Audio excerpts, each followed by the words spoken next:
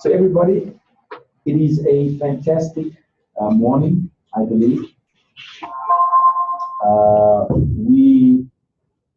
We are on our last module, and that is module 5. How has the week been? Let's just go there quickly. We're just recapping. How has the week been? All right, so, okay. How has the week been in terms of receiving? How has the week been in terms of learning? How has the week been in terms of thinking?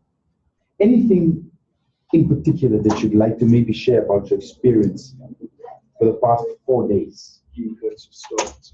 Eager to start, all right? Yeah, because I believe personally that's the only way I'll truly know if I really understood in the way that I apply it. Powerful. All right. Okay, eager to start. Anyone else? Anyone else? What has your experience been like? Anyone? Nobody. All right. Okay. Yes, I have 3 hands here. All right. Let's start with fun. Okay. I'm also consultant for stock market and everything, right? So I've always had this thing that Forex is a big no-no because of the high risks and everything. Even when I go pitch and I'm like, no, you guys just stick to CFDs and all that, you know. And right now I'm really thinking of how I'm going to change my presentations, not for the sake of sales, but because I'm so sold to Forex right now. Wow. Yeah. That's very interesting. Wow. So you were not. Yeah, I was scared of it, you know, like Sure. from what I've always heard, you know, Forex, it's a scam, or the risk I know it's profit. I've always known it's profitable, but it was always like, you know, but now I understand and I'm more open-minded to it. And I'm going to go tell some of the clients who bought that, go attend the Forex class. Okay, wonderful. Maureen? Okay, when I first came to this class, I didn't get anything. Okay. The first with the other lady. The lady was here before. So I had to walk out. I mean, I attended, I waited for the class to be over. But I was like, how do I know? There was a guy there. How do I know what correlations are and blah, blah, blah. But with the researching and whatever you're saying, I came back now and I feel like I'm almost that guy. So within us, it just takes a little effort and then you start getting it. Though it's not something that we want to die now. For it to die down because you have to continue.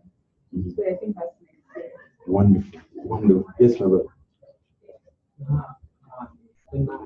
Like I come with some of my experiences about how people have been talking about this whole thing. Yes, being scared to try it first. I just told myself that I need to get in and understand as well. Because people, they became like, it's difficult. I got to class, and because of it's a beginning thing, so start to understand some other things. I don't want to lie, yes, somewhere there I get it very clear. So I feel like I still need to get the information into my mind and come to class and want to understand some of the things. This is my first time of this whole thing. So some of the things I'm just asking myself about, how do they do it? A lot of things in my mind. Just telling myself that I'm going to get it. Like, overall, this week, like I grasped a lot of things, understand a lot of things. Okay. Yes. Before I came here, I had a mindset of, you know, of the things that you're speaking about, of the signals and, you know, being dependent on someone's strategy. I had that mindset, you know, that I need to go to someone that is successful in Forex so that he can teach me his strategy. I had that mindset, but then coming here throughout this week, I developed that sense of independence. You know, that's what I feel like is amazing. Wow. No, I like that. What is your experience? Can I say what I learned, basically? Yeah. Not even what I learned, but being here, and I've been here for like 2 weeks. Normally, there are a lot of people that trade Forex. And because when I looked at Forex and I looked at the numbers and everything, I always thought that it wasn't for me. So I was always the kind of person that looked for someone and I'd be like, I'll give you money, trade it for me, and then I'll pay you and everything, because at one point in time, I just thought I would never be able to do this. So being here made me realize that if I make effort and if I'm willing to learn, then I can do it.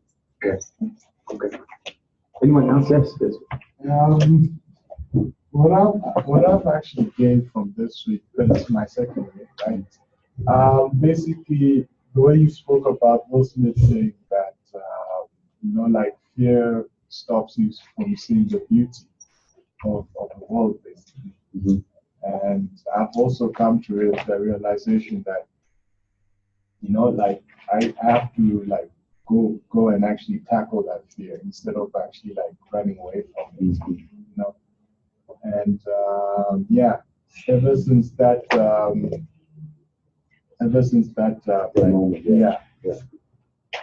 I've just been like, you know what, let me just do this and see how it goes. Like, now I actually have an understanding of how this thing works. I'm not even scared of the city. I'm actually even looking forward to trade. Wonderful. Sure. Okay. Sure. Anyone else like to share? Yeah. Yes, What you experienced thus far? I was always also very scared of Forex. Okay. But I think if you know what you do, you can make it succeed. Mm-hmm. So if you know what it is, I think it's really scary. Okay. I was scared. Right, and now it's... No, I'm not scared anymore. It's Oh. a challenge. Wonderful. Yeah. My brother, would you like to share your experience this week? What you've...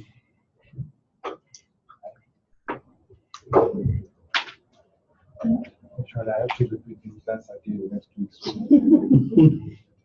Okay. Beginning. Okay. All right. Would you like to share yours? Yeah. My first weekend, I've learned a lot so far. All right.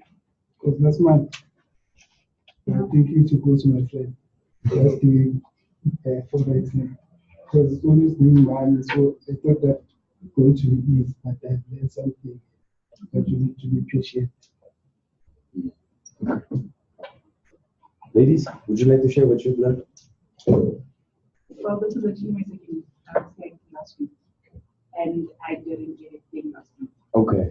Thursday. So honest. And then this week Love it. I have an understanding of it. Or maybe I don't put much effort. Oh, okay. This week when you give us homework, I understand that I tried to do the research. And Is it much clearer now than what it was? Very, very, very interesting. So I just took a bit of everything. I just took a little bit of, independence, effort, clarity. Fear is gone. I just took a bit of everything. All right. Would you like to share your experience thus far? When I came here in class this week, I was doing nothing. Interesting. Yes, nothing. Oh. But this week, I learned more. Okay. Okay. And are you happy with your Yes, progress thus far? Okay. Is it then safe to ask, is everybody happy with their progress? Wonderful. Because if you're not happy with it, that's also not good, right? Yeah. So you have to be happy with your progress, all right? Today is our last day together for the week. Remember, I'm here next week too. But for this week, this is our last day together. And tomorrow? Tomorrow I will be here. It's also module 5, technical analysis. Is it a repetition? Yes, it's a So repetition. we don't have to be here. Well, you don't have to be here, but you can be here if you would like to be here. All right? It's all up to you. There's a totally different group, and we won't be in here. We're in the live trading room. It's where I have my Saturday classes. All right? Now, we've gone through so much. I want us to focus on today. All right? There'll be more practical here as well. All right? All right? But we are going to go back and do a little mind map of the journey that we've come from. Does it make sense, everyone? Because if you did something in module 1 and you're in module 5 now, it would just be right to ask you about module 1. all right, and not go into the notes, because I want to see and understand what you understand. Because when you leave here, that it gives me that assurance, and let me rather say that calming assurance, that whatever you go into after this, you're not going to go with no understanding, because what I think that everybody has said, they've learned something, and that's important, all right? So this is our lesson today. You can put that module 5 for me, everybody online as well. Thank you very much for joining us. It's module 5, and then you can write down for me technical analysis part 2, all right? That's module 5, technical analysis part 2. All right. And then what I would also like for you to focus your attention on, once you've written that down for me, I'd like for you to write these 3 topics for today. All right. It is support and resistance. It is trends, and it is breakouts. Those are the 3 discussion points we will be having today. I'll show you some theory. I'll ensure that you get some visual as well. And then obviously I want you to have your own interpretation of what we do on the screen and on the board. I encourage you, please make your notes. This book that you take with you of notes, it will assist you. It will assist you, all right? So make sure you write legibly. Make sure that you write in a manner that brings understanding, so you don't look at it 2 weeks from now and you're like, why did I draw this? Does it make sense? So if you're drawing something, put a note next to it that makes you remember, all right? Because I have some of those books too, where you're looking at something, you're like, I don't know what happened that day, right? Because we're human, we do make this mistake, right? So let's try and prevent them by putting appropriate notes, all right? Together. Does it make sense, everybody? Everybody online, here we go. Here we go. The very first thing we're doing is support and resistance. I want to read this to you, and then we're going to get going with what it looks like. All right. Support and resistance is when a trader, you are able to identify the highest point the price has been, which in Forex lingo or language is called resistance, and also being able to identify the lowest point that price has been, which in Forex lingo or language is called support. All right. Now, what I'm about to show you is important for you to understand as a trader that price moves in and out of support and resistance levels. All right. You can also say, perhaps I can give you this note. Support and resistance are areas. I want you to write this down. Support and resistance are areas. Support and resistance are areas where price bounces on and bounces off. Support and resistance are areas where price bounces on and off. Should I repeat that for you? Support and resistance are areas where price bounces on and off, okay?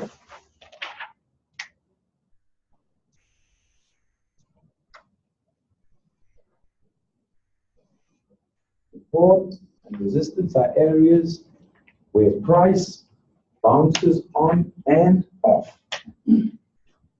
Remember, this is our last stretch. Any athlete does what at the end? Accelerates, right? Because he or she needs to finish strong. All right. Now, how do they finish strong? You've seen about 3 of them at the finish line when they do that little snapshot. What are they doing? They have this extra effort kind of a thing with their neck. They just want to get the nose in front. Just the point of the nose. That's enough, right? So it's like they do something like that, and so we have to finish strong. This weekend has to be a fantastic weekend for you. Why? Because you have to start analyzing for next week, Monday. So I've mentioned to you the fundamentals, where you can find them. When you're choosing your pair, you're choosing your currency, where to find them, where to filter them. what to look for. Does it make sense, guys?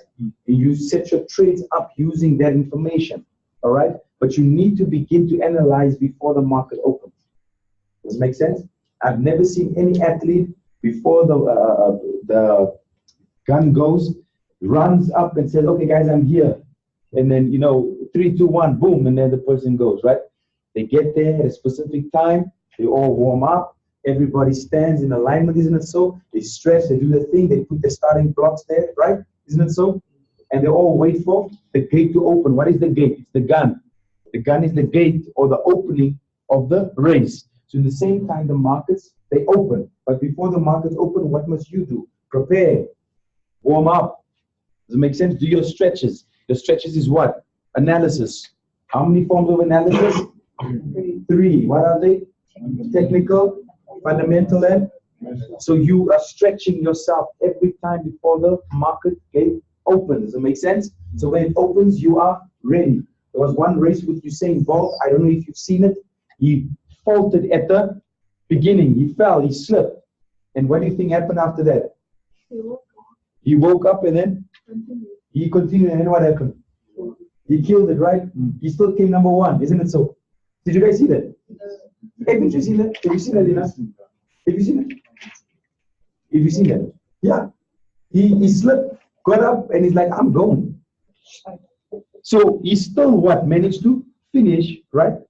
But his preparation before that assisted him to get up and run. Does it make sense? His mindset at that time, he's like, there's no ways I'm going to stop there. I'm a champion. I have to run. If I don't run, it's not about what people will think. It's about what I think. Anymore. Exactly. Yes. Does that make sense? Inam, did you see that one? Have you seen that one? Have you guys have seen it? Let's play this video for us.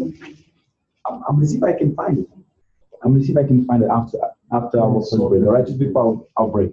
I'm going to see if I can find it. Does it make sense, guys? Is everybody with me? So support and resistance is where price is reached from a high perspective and from a low perspective. Does it make sense? All right. Our next slide that we have is the simple demonstration of support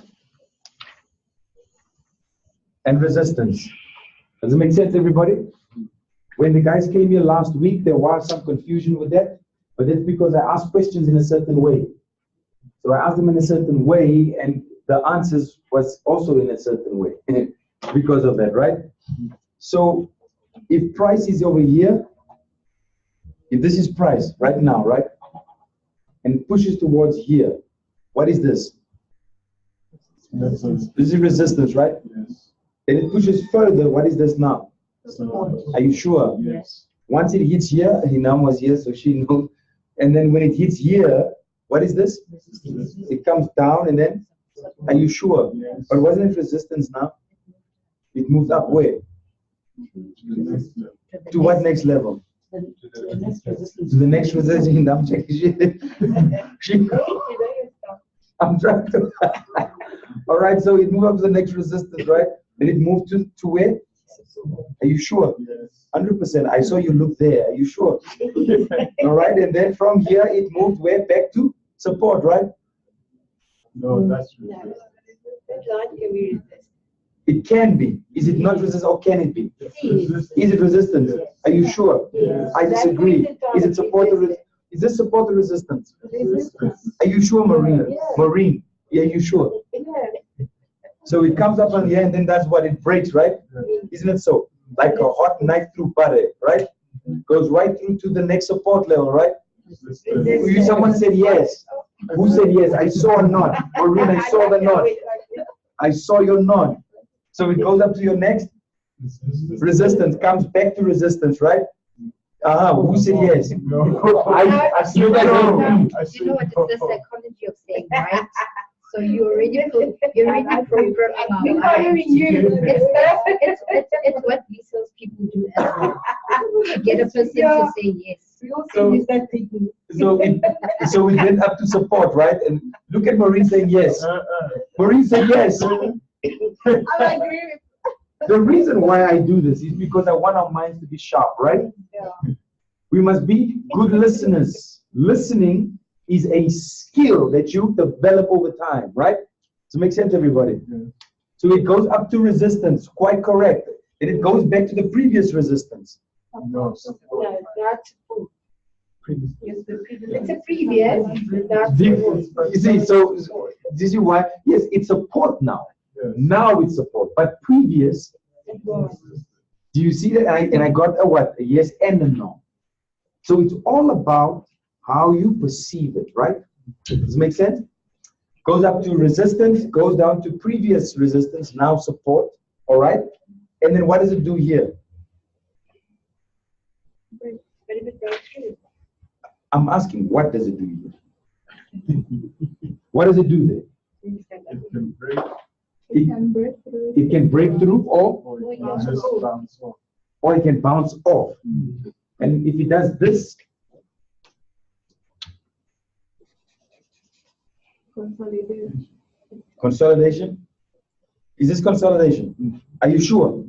Are you sure that is consolidation? Are you not sure? Maureen, are you sure this is consolidation? We don't know about consolidation. Okay, wonderful. But I'm going to teach you today, all right? So it consolidates and does what? Goes here, then it breaks. What do you call this here? A no zone. That's what you call it. You call it a no zone? Maureen, I saw you. You're about to. I saw it. I saw it. I'll try. But it's true, you don't trade in between resistance. Are you sure you don't trade in between here? Unless, okay, depending on your style, you can either choose not to or choose. Depending on your style. But what is this area? Is it a no area? No, don't. I see you. I see you. Is this a no zone area, guys? What do you think? Yes. Is it a no zone I area? didn't say it. Yeah, you know. We don't know. Is this a no zone area? All right. So if it only comes up until here and then goes back down, is this resistance or support? It's a table to me. So tell me, I'm listening. So if it comes up, is this support or resistance? What is this here? Come again? Can I do another I heard resistance? This is what I heard. What is saying? You know, what is this? Are you sure? I think so because it's coming down again from the. So you say this is resistance, support, No. resistance, right? This over here? That's down there is support. Are you sure? Are you sure? Yeah. But it broke through. Doesn't matter. It doesn't matter? I don't know. It's So it came to this here, this level, broke through like a hot knife through butter, right? Right. So this is still support.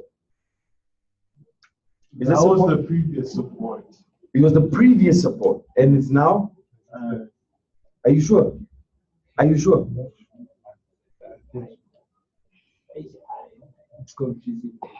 Oh, it was the previous. It's not. going It's through. not confusing. It's breaking through support. It's breaking through support, and it's now resistance because of where price is. Price is here. Yeah. So now it's resistance. That makes sense? You're not confused. No, it's just how I'm asking the question. It's just how I'm asking you. At the charts, if you look at the charts are not confusing you. It's just what you see. It makes sense?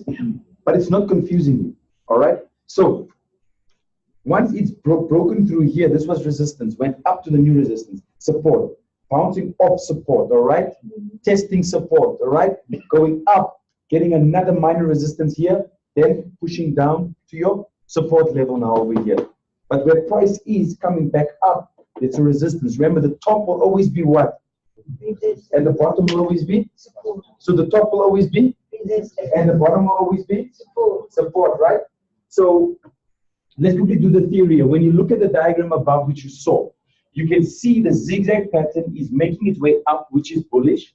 When the market moves up and then pulls back, the highest point reached, which is what we spoke about here, which we spoke about here. When it reaches the highest point before it pulled back, it's now resistance. Does it make sense? Does it make sense, everybody? The second point there is the market continues to go down again. The lowest point the price reached before it started back is now support. That's what we spoke about here. This is support. Excuse me. So remember, it came from support, broke through resistance, came as a support, went back up to resistance, right? Came back down to find support, which was previous resistance, right? Bounced up and down on the support level, went up, plummeted down to the support. Does it make sense? It's in alignment with this theory here, all right? It says the lowest point the price reached before it started back is now a support. In this way, resistance and support are continually formed as the Forex market oscillates over time. The reverse is true for the downtrend. Now, if we're doing a downtrend, you start over here, isn't it so? Isn't it so? Isn't it so? Or do we start here? We start up here, right? And we're moving downward. What is this here? This level there? This is? Are you sure? Why?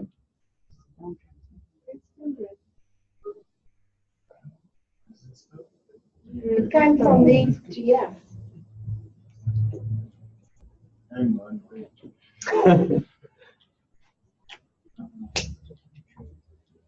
It's a downtrend.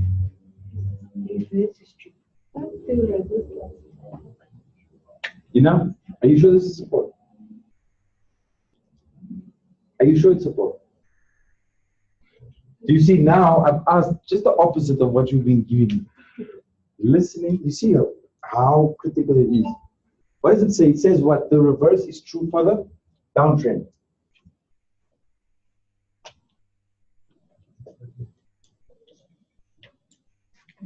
What do you think?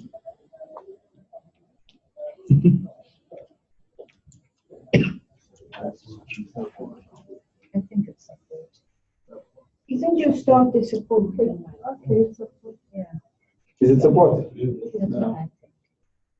Are you sure? In my opinion. Any level below. Wasn't it coming from resistance? Coming from resistance. This is where price was. Isn't it so? What does it say there? Support is what? Any level below Current price. If it's traveling from there towards now. This area, what is this? Look how powerful this is. You have the theory right in front of you, right? But the understanding is still coming. Does it make sense? You see why it's very important to be patient with yourself. Just with this simple example, look how important it is to be patient with yourself. It says here what? Support is any level below current price. If this price here is here now has not reached there, it's still below, isn't it so? This level is below there, right? So what is it called? Right? I'm hearing support, but I want confident support. Which was the current price? This is the current price right here. This is where price is right. Okay.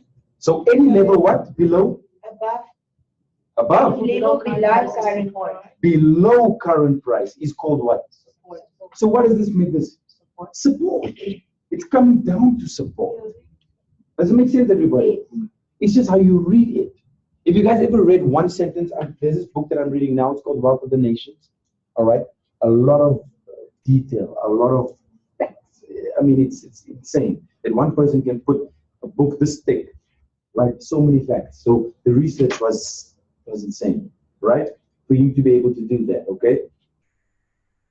But how you read the book determines your understanding.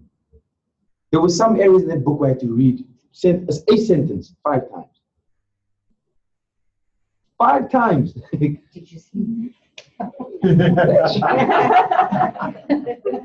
had a moment. I had a moment. All right? But does this make sense, guys? It stays the same. Resistance is always where? On top, and support is? Support. Does it make sense? If I had to jump up and try to put my head through this, resistance. The ceiling is causing what? Resistance for me to? Exactly. So if I have a plate, like a steel kind of thing on my head, and I jump up and I try to go through, do you think I'm going to do it? Could possibly, depends on the force at which I am. Exactly. Yeah, Like it might be an angle where you can stretch it up. I might be in trouble right there, right? So I might test it a few times, and who knows? Maybe I won't go back up again after knocking so many times, But if this was resistance, it's coming down to support, right? So now going upward, what is this?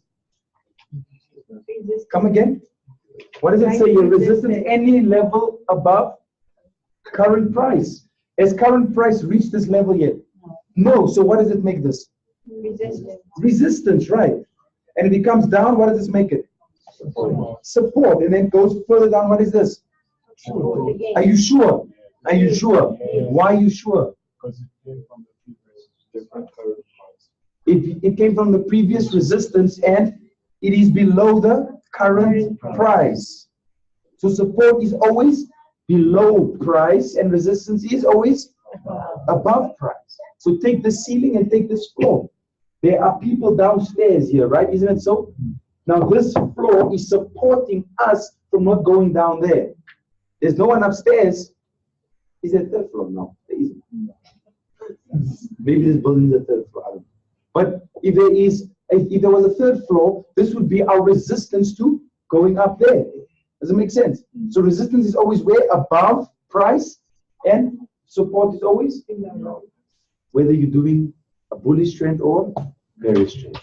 Please make a note of that, guys, because I see the confusion came in when I said the true is of a downtrend. That's where the confusion came. It's like you swap resistance to be at the bottom now and support to be on top. Does that make sense?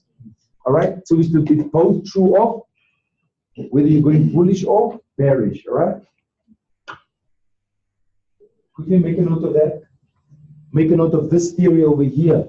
This is important. All right. Draw it in. Draw in these lines and rate them as resistance and support, and write the note there and say resistance is always a level above price and support is always a level below price.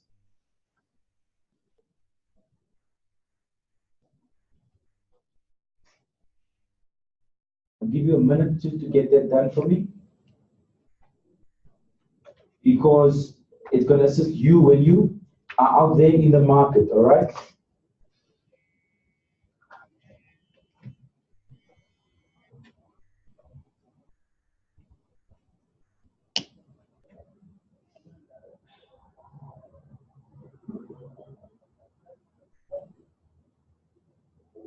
Everybody online, you can also make a note of this, please. Very important. Very, very important to remember that resistance is any level above current price and support any level below current price. In the event of buying, we draw a horizontal line above current price, and in the event of selling, we draw our horizontal line below current price. That horizontal line, if you're drawing it above current price, that is deemed as your resistance. And if you are drawing a horizontal line and price is above that, it's deemed as support. Everybody have it?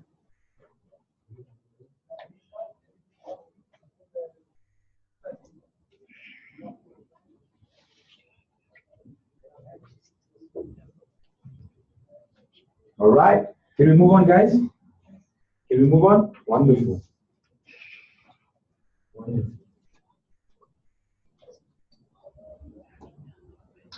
This is also very important. You guys have your demos open, am I right?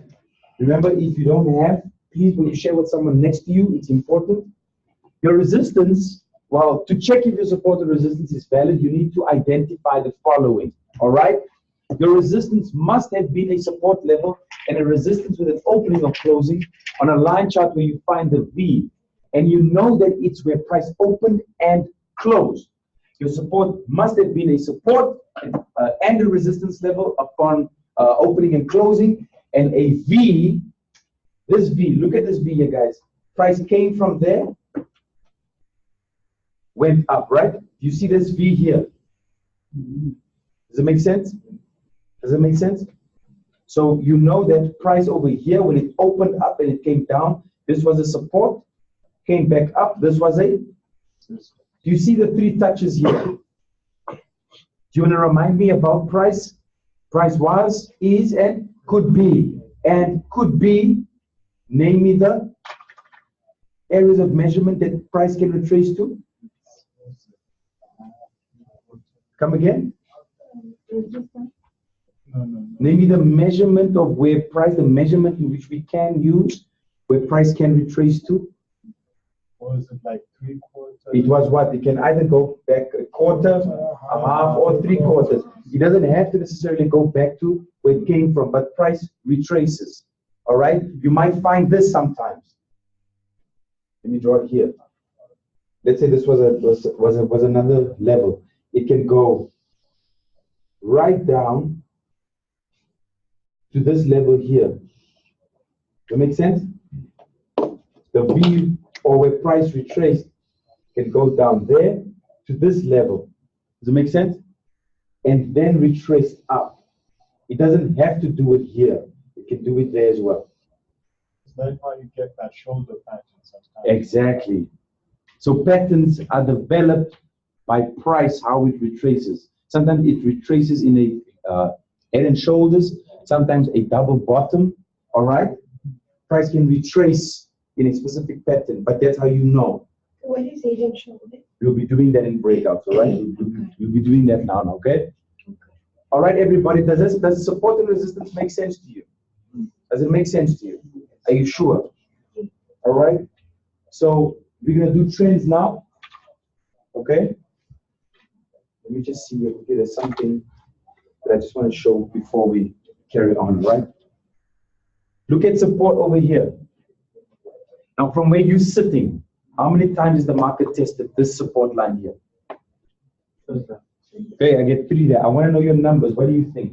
I have a 3 there already. 2. 2, all right. 3, 2, yeah. 6. How many times? Come again? You said how many times? How many times has the market been tested at the support? 4. I get a 4, I have a 3, I have a 2. The more price tests at a certain price, that support is deemed as very strong. All right? Meaning it's solid. Does it make sense? How many times? I have a 4, I have a 3, I have a 2. What do you guys think? From where you're sitting? I get a 6. I get a 6. I see 7. I see 7. I want to prove something to your mind. I want to prove something to your mind. So I have a 6. I have a 3. I have a 2. I have a 4. I get a 7. My word. Is there 8? Is there 8? You said Please yes. repeat the question again. So how many times has the price tested that support level? So I have a 7. I'm descending. I have a 7. I have a 6. I have a 4. I have a 3, and I have a 2. I think I have a 5, and I don't have a 1. Otherwise, we have completed 7 consecutive numbers after each other. We're only skipping 5, and we're skipping 1. Does anyone see a 5 there? Are you sure you don't see a 5? Who sees a 5? 2, 3, 4. Who sees a 5? Okay, I'm changing. It's 5. You see 5, all right? Who else sees a 5? Who else sees a 5? I have 1 5 here. Who else sees a 5? You see 6. Guys, do you see a 5 here? Maureen, do you see a 5? I can't see the green one, so I'm not sure. Debate on our eyes as well. Okay, I just want you to go by what you see, all right? Who sees a 5? I have 1 5 here. Who else sees 5? Touching that line. Oh, yeah, it is. You see 5, right? Who else sees 5? Ina, are you sure you don't see 5? Just double check. Who remember, testing could be touching or going through, all right? Oh, yeah. Touching could be going through or, yeah. And the downloaded areas, I mean, this areas. So I get a 6, all right, but I get a 5. A 5, there was another 5. 5. 5, you see 5 as well. So there's 5, I have 2 5s. You see 5, who else sees a 5? See 7. 6, who else sees a 5? I have 2 5s. Do you guys see 5 here? 6, who sees 5 on the side? Oh, no, I have 3 5, sorry. Maureen, also 5? 6. It does not touch 5 times. I convinced you. I convinced you to say 5 because I said 5 all the time. And I used your sight. I used your sight. I know you cannot see. I took advantage of that. Does it make sense? It does not touch 5 times. What am I trying to say? If you stand like this at a wall, you can only see as far as you can see. We must walk back and begin to see the total picture. So what I want you to do, can I have 2 volunteers, please? Quickly come forward. I want you to tell the people how many times it has actually touched or gone through. Can I have another one to confirm? Someone else to confirm with my brother, quickly. Thank you. Thank you.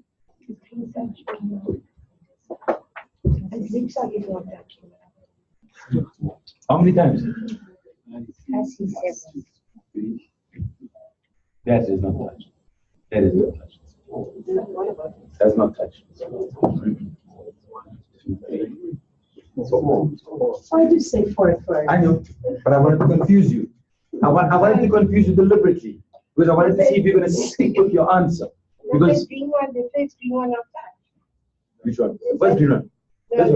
This one doesn't touch. You see from here, Exactly. So what did I say? If you're doing this, you see what you can see, but then you find you don't stick to what you have stuck with. You see how important it is. If you're gonna say, I'm gonna buy here, I'm gonna put my sell here, my not my sell, my stop loss and my TP there. Stick to your trade.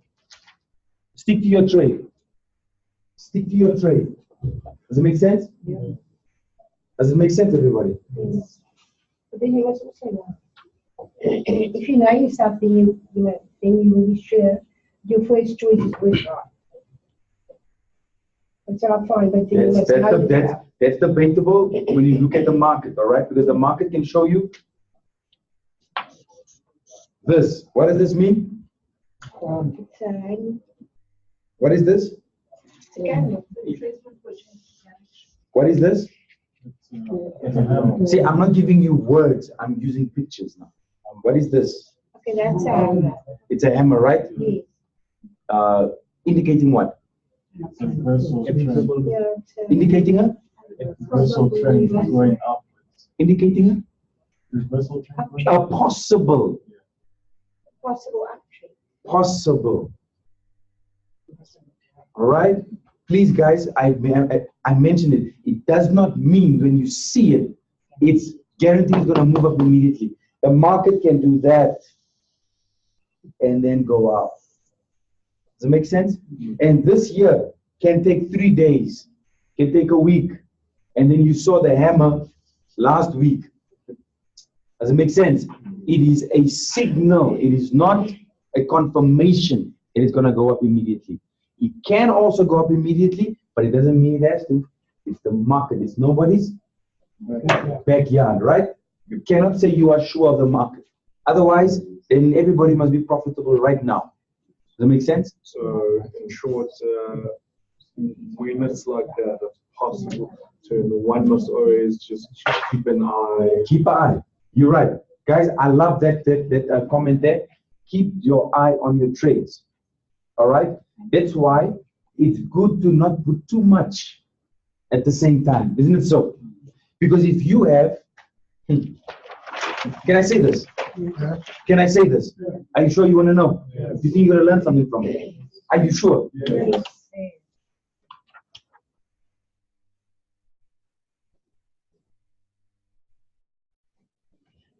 Right? All these positions here, right? If you have 10 positions open and I have 5 positions open, do you really believe that you look at your positions, every single one going over and over? You'll find if you have 10 positions open, You will only look at whether you're in profit or in loss. You will not look at the work you have done.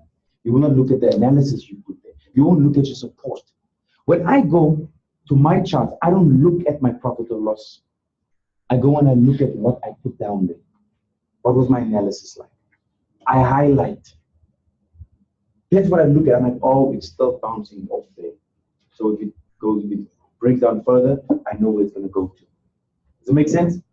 But if you have 10 positions in, you're only looking at your account balance. Do you know how crazy that is for your mind? Because that is what sends you into a frantic nerve or fear, whatever you want to call it, right? It's because you're looking there's a minus there. But if you see if there's no minus, and you begin to see I'm making profit here, what it does to your emotion. Yeah. So if you limit your trades to trades that are clear, right? Trades where you know why you entered in, it makes it better for your mind. Because a person that puts too many in, they're just gambling. Yeah. They're just trying to see if I place this in, I have 20 open, right? But I don't even know why all 20 is open. It looked like it was going down. Did I not get a comment like that this morning? What was the comment? I sold. Why? Because it looked like it was going down. You know? You want to shed some truth here? Sure. That's honest. It means there's improvement. True of you too, right? You sold because it looked like it was going down. Not the market, all right? Just because it looks like it doesn't mean. If I had to do this, if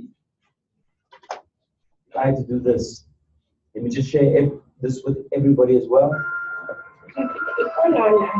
Yeah.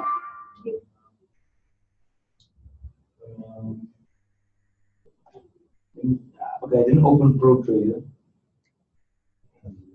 Oh, there it is. So if everybody online can also look at this, right?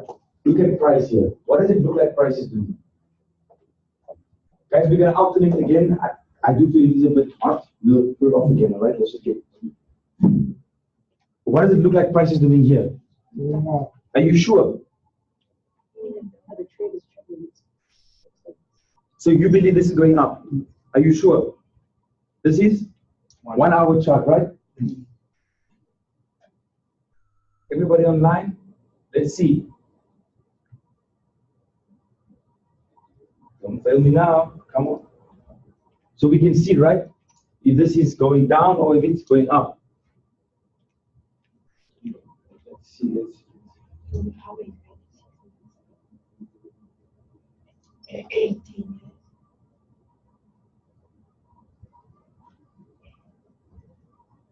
Right, just give this a little slow.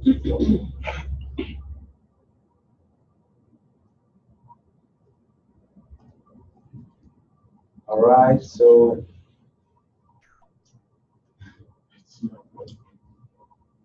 that is on. Just give me a second. It's just the connection seems like it. So we're gonna leave it for. We're gonna leave it for, let's say, 10 years, and then let it just load. Okay. Whilst we carry on, and then I'll come back to it. All right. There's the GBP to the dollar. Please remember that, guys. GBP to the dollar, right? The pound to the dollar. Does it make sense, everyone? Are we all together? What I want you to do next, I want you to write there trends, please. Topic number 2, trends.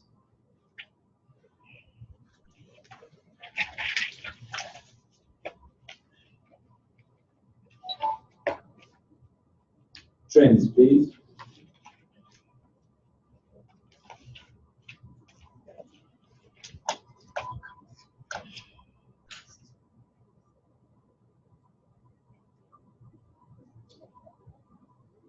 The trend move, the market moves in how many ways? 3 ways. 3 ways, right? Up, down, and sideways, all right? Can everybody please put on their demo accounts, please? Can everybody please open up the demo accounts, because we'll be combining the trends and support and resistance now. You remember earlier on, we spoke about, I showed you 2 support levels, and in between, I had it go into the middle and then come down. Remember that? This is what I was referring to.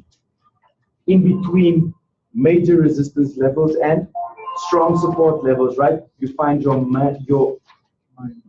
minors, all right? Your minor support and resistance levels. Those are smaller levels inside the major support levels. Does that make sense? And those are the ones where price can also bounce off from and go down. Does it make sense, everybody? Remember, it looked like this. So this is your major resistance. This is your major support, right? Does it make sense?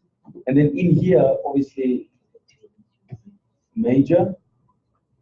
And in between, there could be a minor support or resistance line. This could be a minor support or resistance. Why? Because if price goes up, that's your major. It's your major. Major what? Resistance comes down to a minor what? Breaks through to a major, comes back to a minor what? Exactly. Does it make sense? So these are the small guys in between. What you can do is you can write it down like that. You can do it like this as well, where you have what? 4. And you can have this as your major resistance, your strong support or major support, and these 2 in between, you can put them as minors. You can actually draw that in, please, guys.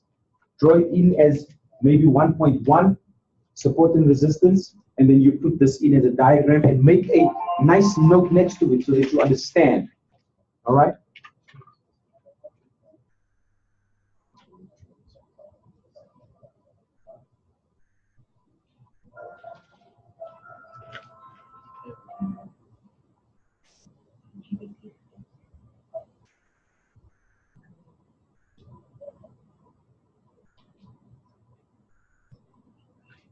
Everybody online, you can draw the A as well, please.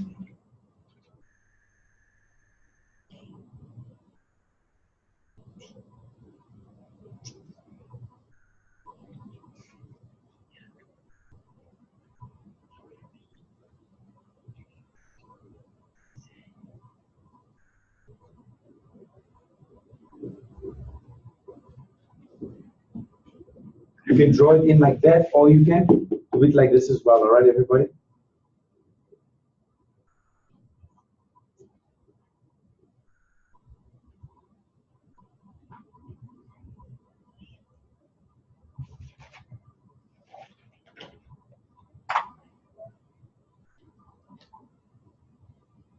Does everybody have it?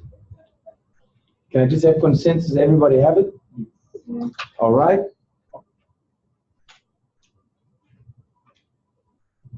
To summarize support and resistance, because I feel very, very confident that you guys understand it based on the answers and what we've been through now. Let's quickly summarize our support and resistance, all right? Support and resistance are levels where the price will potentially stall and sometimes even reverse. And I think we have discussed that. Does it make sense? Everybody? Where you can do that before it goes down. Does it make sense? Stalling means, obviously, bouncing up and down at that specific level. Does it make sense? When the market moves up and then pulls back, the highest point reached, as said before it pulls back, is now a resistance level. And as the market continues to go down, the lowest point that it will reach before it comes back up is a support level. All right? Now, what's very important is the next thing, is to draw them inaccurately. That's where a lot of people obviously falter on. Does it make sense? So I want you, are all your demo accounts up and running? Are they there? All right. I want you to look at this next slide because the practical is going to come from here. All right. One way to help you find support and resistance points is on a line chart rather than a candlestick. The reason why candlesticks is a bit difficult or complex is because the ones are higher than the other. Or you find this. The candlestick wick shadow is there, and the next one is here. So they're very close to each other, right? So which one do you now choose? And where to draw the level on? Does that make sense? Or it could look like this. So that's what the wicks look like. So you're like, okay, so which one do you choose out of this? Does it make sense? So what you do is you switch to your line chart. When you switch to your line chart, it just shows what? What does line charts show? No, not just line. It's a line chart. But what does it show? It shows Your previous price and where they close, right? So what's nice about a line chart, it just shows the points. So we're going to do that now. I'm going to show you, all right? This slide goes further on to say when one thing that you should remember is that when price passes through a resistance level, that resistance could potentially become a support. And the same could also happen with support level. If the support level is broken, all right, it could potentially become resistance, all right? So this is what I want us to do now. I want everybody to log on to that. MO accounts, please go into it. Let me see if mine has come through for me. Over here. All right. Yeah. You can go to 1 hour. Once you get that up and running, then we get this.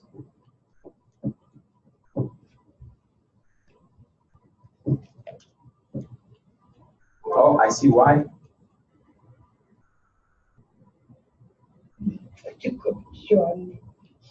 Come again. Okay. All right, there we go. So remember we said, how do we know? We thought price was going down, was going up, right? Isn't it so? Everybody, remember you guys said price is going up, right? Did you guys say that price is going up or down? Ina? You said price was? I said it was going up. Going up. What does this look like? Is it a bearish movement? Is it a bearish movement? Yeah. 1 day, that's our 1 day chart, right? Let's quickly look at our week chart, all right? Look at that. I'm going to show you. Look at that. What does it look like? That's a bearish movement, isn't it so? So the chart, so this specific trend is doing what? Look at that. Are you sure? Are you sure? Yes. It's just small. Remember now on your screens it could be. My laptop is All right. No, it's exactly the same chart. It's the same chart, all right? At this point in time, we have a 1 week on. What does this trend look like it's doing? Come again? Consolidating. Are you sure? All right, let's see.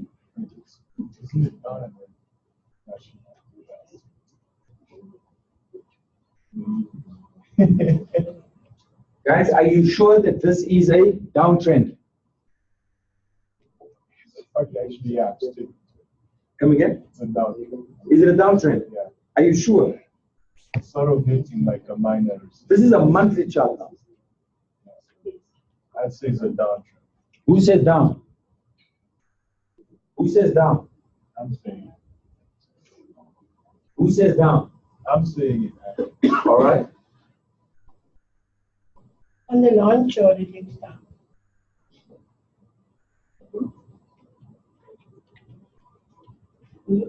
Who says this is a downtrend? I'm saying it. We don't know yet. All right, I got you. I got one downtrend. I got one downtrend. You don't know. Yeah, it looks like It's on, is that it 1 crossed month? This is 1 month. Oh, okay.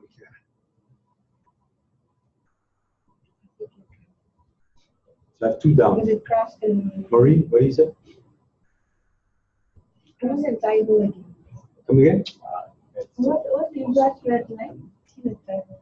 Which red line? The one that they are over the country. Over here? Yeah. Oh, this. No, not the month divider. The other one. Which one? The Red red line line going on the to country. It's a moving average, it's simple moving average. Remember, simple moving average is what? Longer periods, right? But just by looking at the chart, what do you guys think is happening here? Okay, down or consolidation. Consolidation Or or it could be either or. So I got two downs. Who says up? You're changing your mind. What I see it is going down to that to the floor. If I look at this 1 week chart here, it's on its way down to the floor. But like the previous one, it didn't reach the floor and then it went up again. All right. Do you know what I think? No, I think we can't decide. You can't decide. It's still, yeah, it's a downtrend. I think it might be going It up. can quickly just do a U-turn. All right. Homework, please, guys. What do you think? What do you think? Then we'll be giving out a trade idea. No, no, Just telling us what you think is happening there. We're giving out a trade idea. No. We're giving out a trade idea. No, no. Oh. I thought it was something behind it. That would You guys are making me laugh. But you guys are making me laugh. We're getting a trade. Because now there'll be a buy here. No, but you're No, not saying how no. long it's going to be going up for. It's great. What's happening right there, No. right now? It's on its way. It's nearly going down to the floor. So It just seems like a mini It's a possible resistance. buy. I look at the previous. This was the lowest low, isn't it so? Yes, I look at It made the a previous slide. a higher low. Yeah. So it's undecided now at this point in time. Right. Yes, you're right. Because if it moves down below this level, then you know that it is Still going down. it's still going down, right? But this is a monthly chart. So that's long term, right? So let's go to a day chart. That's fine. Then we can see. Look a bit closer. All right, now look at this. It's a possible buy. Are you sure? Because it made a lower. It made a lower. It's, you know, it's Then it made a higher high. Oh, sorry, this was a lower low, right? And then it went to a higher low, right? And then is that the higher high? Are you sure? Are you sure? Yeah. We're gonna get to trends now. That's why I'm asking you. It went up here. It went up again, right? So there was two levels it went up to show that it was moving upward, right? Then what happened? It came down and it went past this high here. Does it make sense? You sure? Hey. Okay, I'm gonna let that sink in a bit. You're confusing us, right? Are you sure? Yes. You know what it went that You see right now. across the line. It's looking like this. See, guys, part of this is to do what? Is to get you to what place? To independence, right? So trends move in three ways, right? How do they move? Up, down, sideways, right? Does it look like a trend to you? No. Not at all, right? The triangle, right? My mind is fixated on that triangle indicator, right? Does it make sense, guys? It moves up, down, And so it's sideways. That's the consolidation. All right? That's what happens when price is moving sideways. It's consolidating. okay. That's where you wanted to know, right? So let's quickly go. There's our three types of trend: uptrend, downtrend, or our Lamb's trends ranging. Please make a note of this, please, because this third one here is basically your consolidation. All right? Okay, just write that down for me. Three types. Please write that down for me.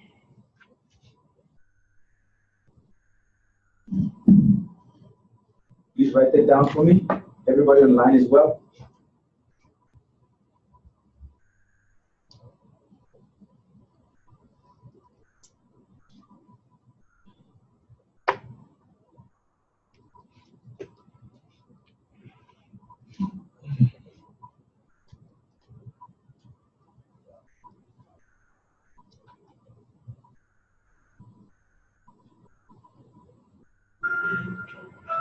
Does everybody have this?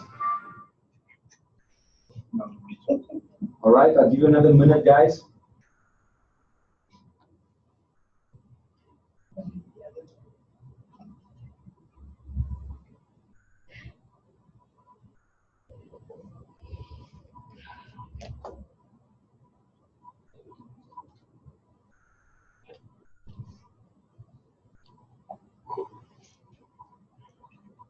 I'll give you another minute.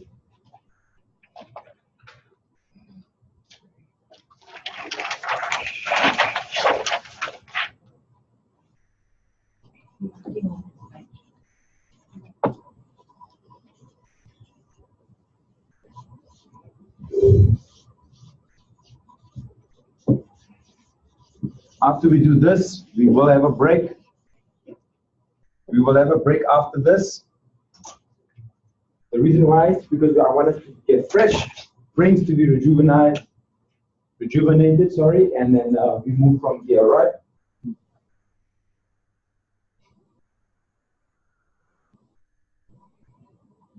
All right. Everybody with me? We spoke about higher highs and lower lows, right? So let's deal with an uptrend quickly. Uptrend. What is this here? What is this called? This point here. You don't remember. What is this called? We're dealing with an uptrend now. Because that last chart we did, we identified 2 points. Are you sure? We're speaking about trends now. The trends have certain points. This is a. It's a strong signal. We just spoke about it. We just spoke about it. We spoke about higher highs and lower lows. It's just a high. A high. If it's an uptrend. So no. Maybe it's a lower. Look at the trend here. We're going upward now, guys. We're going upward, all right? So I want us to fill in. Uptrend is a higher line. I want us to fill in all these points. What is that, sir? Low. A low. Just a low. It's a major low. Are you sure? Are you sure? Is it just a low? Are you sure? Yes. And then here? It's a A minor. lower low. Lower high. It's English. This over here? Right? A higher low. What is this here? Are you sure? Yes. 100%. Over here? Huh? High. Over here? High. Aha. Come on, bro. Come and do our downtrend first. Yeah. All yours. We're testing understanding today. I know you did it in CFDs, I know. But we're refreshing now, isn't it so? I want you to do the downtrend first. Everybody online, please draw this in as a reminder. The downtrend.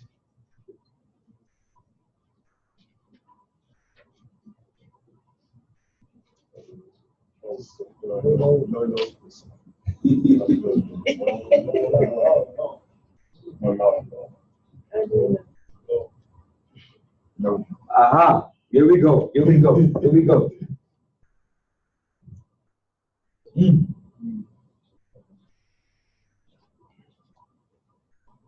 Is he right, guys? Is he right? Inam, is he right? You don't know. So how are you going to identify the trend if you don't know? Guys, is he right?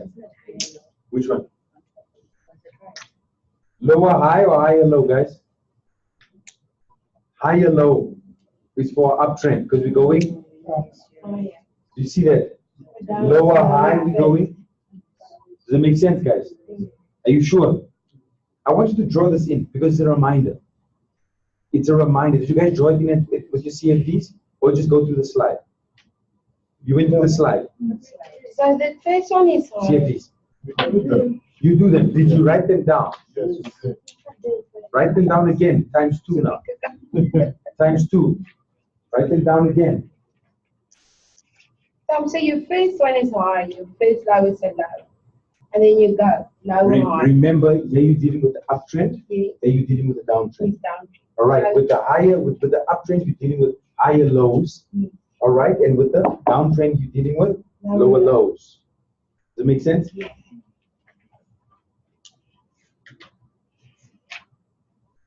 Please write that down, guys.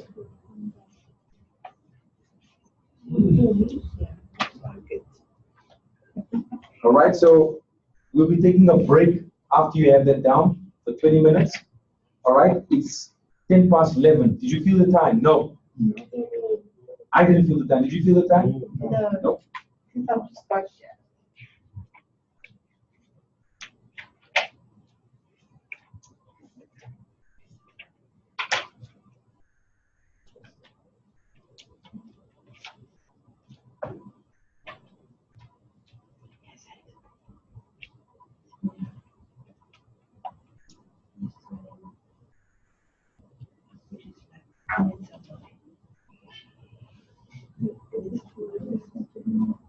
so you face high there.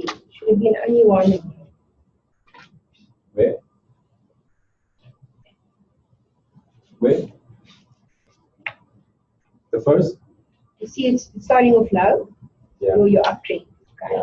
Starting low, and then it's your first high. Well, this is essentially a higher low because you don't know where this came from.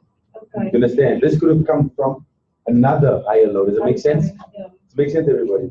See, we did a low and then a high, and then we went up high. Yeah, nobody's right, 100%. Okay, as long as you have it, just to remind yourself. Does it make sense, everybody? Does it make sense? So obviously, when we come back, we'll be doing, how to draw the trend lines, and we're doing the practical about that. Okay, we'll be going to our line charts, and we'll be drawing support and resistance, and then we will be doing our trend lines on them. All right. Once you have this, everybody online as well, let's please take a break. We'll take a 20-minute break so we can finish off our trends, our support and resistance, and then do our breakouts. All right? You can do that now. 20 minutes, guys.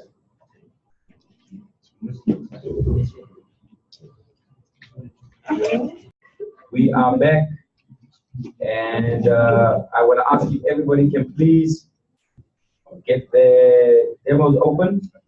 Can everybody please get the demo open for me? So we can. Everybody have the demos open? All right, I want everybody to change their charts to line charts. Whilst I do it over here, you do it over there. You can watch me. Everybody online as well, you can watch me whilst I. Are we still doing GP? Yep, we're still doing GBP to the dollar. You can choose one day. We have 1 day time frame. Okay, so you can see more. All right, then you change your chart up there to line. Now, can you see here? We will only be doing this area here for everybody online as well. We'll only be doing this area here. All right. So what you do is you click on your horizontal line over there, and you see where I put it here over here. It's the highest point that price is reached in this area. See that? You place it over there. Which area? Over there. Look over there. The highest, this range over here. The highest price. If you look at the screens, there. That's the highest point that price is reached. All right.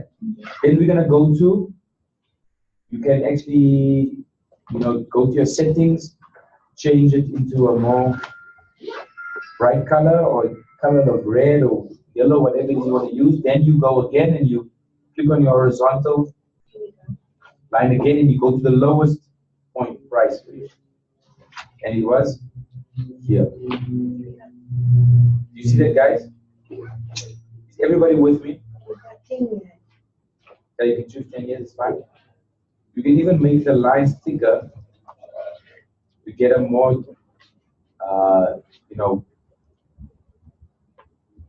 see a bolder reflection of the support. You see that, guys? These two areas, you see that? 1 and 2. Do you see that? Does it make sense, everyone? Now, I want everybody to draw in. Is everybody with me? Is everybody with me? Guys, is everybody with me? All right, so now we're going to draw some major support and resistance lines inside these two, well, inside the highest point and inside the lowest point. So the first one, help me draw this one. Where do you think we can place it? Let me just get my trend by trend line. You think this will be a good area? This or there? Which way? Where do you think we should place our first one? Over here. Just a bit. Over here, guys. Not just down. Over there. Yeah. You guys agree? Do you guys agree? Ladies and gentlemen, do you guys agree? Over there. Yes. All right. Here's our first one. Let's draw a second one. Where next? Over here. Over there. Over here. There. Guys. Over here. Yeah. Okay. Let's make this one red as well. I'm going to show you the effect of this method, okay? I'm going to show you when we change to our candlesticks what has happened. Okay, you can make it bolder, like you did the other two right at the beginning. Okay. All right, so you have how many now? 1, 2, 3, 4. Let's draw another one in. I can see a very nice level over here. See here? Look at that. Yeah. That's a very nice level there to draw, okay? And right now you can see price is actually moving at that specific level. You can change this to red as well. You see that? Yeah, exactly. Yeah. Then you can draw. So we're just going to dissect this one, okay? Just this area. Look at this here. Also a very nice area here.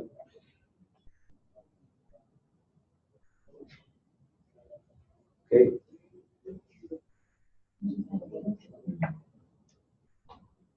Maureen, can you see this? Yes, I'm watching. You're watching? Wow. Does this make sense, everybody? All right. Does it make sense, everyone? All right. And then let's draw a last one, okay? The last one. This one here. Yeah. We want this one here. No, Above that one. Yeah. All right, nice. So I'm going to show you now when I remove the line chart and I place the candlesticks on. You're going to see now when we've touched the points. Remember I mentioned at the beginning, which shadows do you then choose if there's so many shadows, right?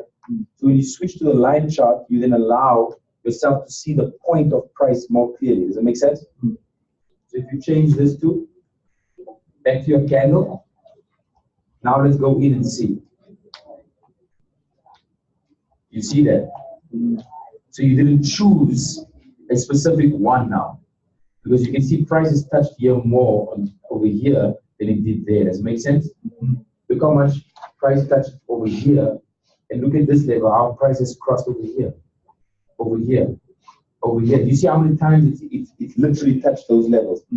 Does it make sense, everybody? So look at that. Isn't it a clearer picture of where the support and levels actually are? Don't you agree? Do you agree? And your price is good. Come again? Come again? It could show your price is going. Yes. Yes. Look at this level over here.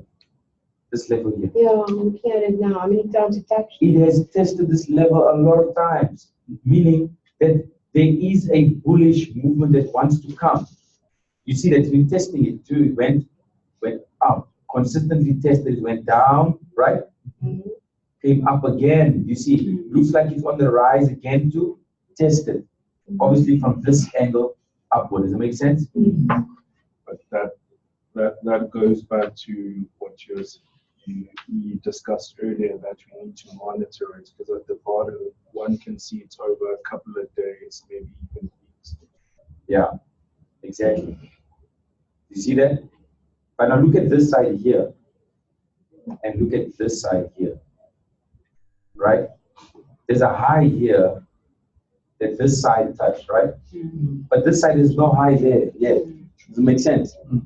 So the possibility of it going to touch this high, test this price, it is possible. Doesn't mean that it will, but it is possible. Makes sense?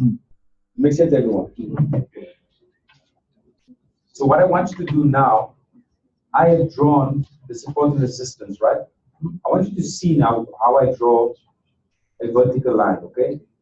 So you take it from the bottom there. This is to draw an uptrend. This is uptrend, okay? You take it from the bottom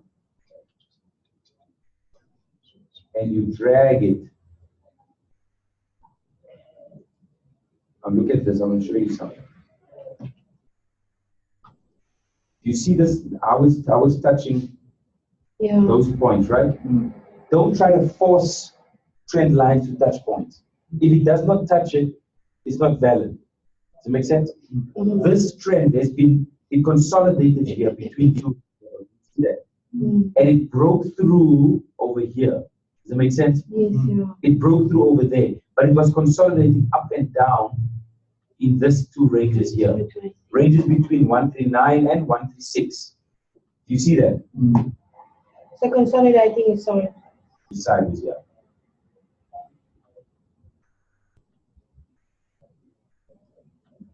You can draw a nice channel. Tested to see over here. It wanted to go out. Does it make sense? But it came. This is deemed as a false breakout. Okay, a false breakout is if I had to put it into simple terms, a false breakout is the trend giving you a false signal that it maybe wants to go higher or lower. Does it make sense? But price was moving up. And that one, eh? This as well, yeah. Who said false one? No. So again, this will qualify as a false breakout. This was just going over the trend line and coming back. But this here was a false breakout because it went higher than that high there. Does it make sense? So a false breakout meaning price looked like it was going to go higher because it broke through there. Does it make sense? But what happened? It went down. Yeah. Doesn't this though qualify as a channel instead of a trend line? This is a channel, yes. It's an uptrend channel, yeah. Does it make sense? Now let me show you something what some traders do. Would you like to see? Yes. What they do is they'll do this.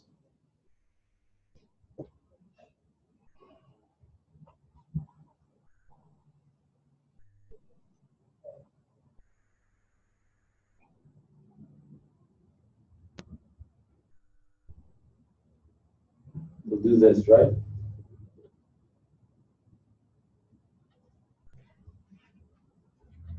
Now, can you see what has happened? The price has done what? When it broke up, what did it do? It went upward, right? Then they will do this. They'll repeat this. I'm going to show you now.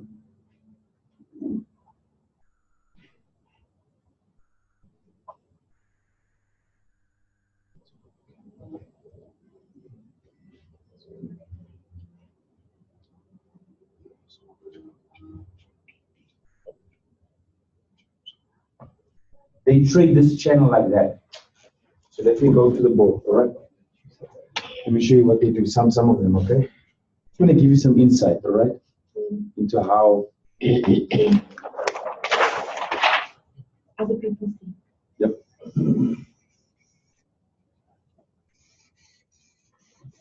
All right. So you find that this is what a channel, right? What I just drew there, right? Yeah. So now, as you can see, price is moving up. So what opportunities are you looking for when price is going up? Come again? Come again? A buy. You're looking for buy opportunities, right? So when price comes up, what they do is they draw somewhat of resistance and support in this channel, this movement here. When price breaks here, you know what they do as a breakout trader? They start buying. You see that? When they buy, they put their TP on top. All right? Does it make sense? Because they're buying. Then they wait for it to hit the TP. Does it make sense? When it hits the TP, it must now retracing, isn't it so? No, some. But some of them will wait. Let it retrace. Then it breaks. When it breaks that resistance again, they buy again. Does it make sense? But it takes skill. Does it make sense? Because that's like scalping as well. So you have to be there the whole time. And the same with this. If the trend is going downward, you're doing what? You're looking for what opportunities? Selling opportunities, right? So what they do is they wait for it to break. You see that? And then when it breaks down, they sell it. Does it make sense? There's the TP. Does that make sense? Then they wait for the retracement. It breaks. It's not guaranteed that it's going to move exactly like that. It could do that. Does it make sense? It could do that as well. Does that make sense, guys? Am I making sense? So we know the trends, they come in 3 ways. They go up, they come down, or they move sideways. Does it make sense? Can everybody please do me a favor? I want you to go to the GBP to the dollar, whether it's on your smartphone, whether it's on your laptop. If you don't have, please share with someone. And I want you to draw in 1, 2, 3, 4, 5, only 6 levels. Once you've drawn 6 levels, I want you to draw in 1 uptrend, and I want you to draw in 1 downtrend. Does it make sense? We can do that now, all right? Everybody online, if you can do that as well, that would be fantastic. All right? Okay. I just need to finish up the last 3 ladies in front. I want us to move on to the next one, which will be breakouts. Can you guys please do that as a topic? The third topic for today is breakouts. All right?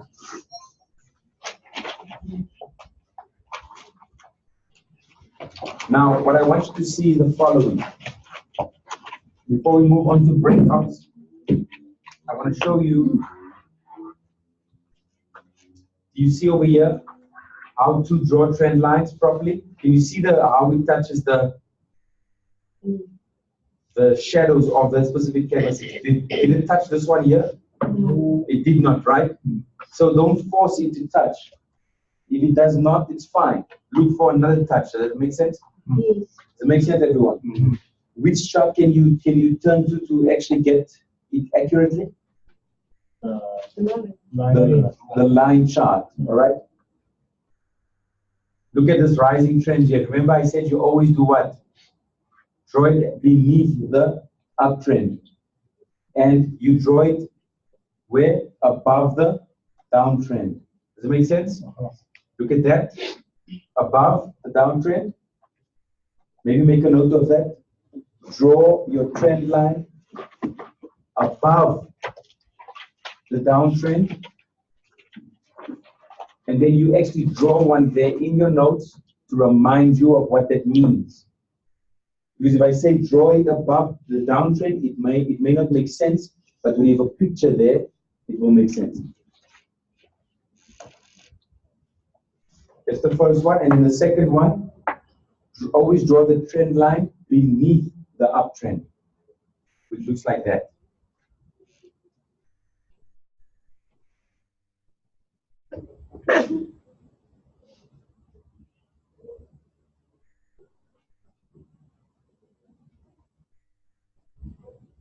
So it's above the downtrend and beneath the uptrend. Does it make sense? Everybody? Yes. It does, right?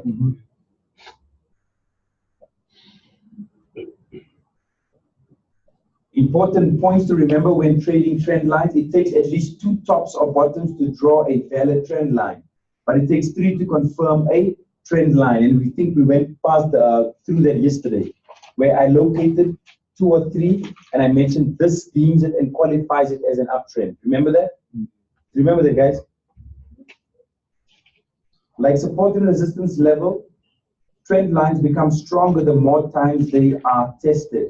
And most importantly, do not ever draw trend lines by forcing them to fit the market. If they do not fit right, then the trend line is not valid. And that's where this comes from. You see, remember, it did not touch there, so there was no force. You waited for the third one to show you something. Does that make sense, everybody? Are you sure? Please put there, don't force shadows to touch if they don't touch. It's a very important note.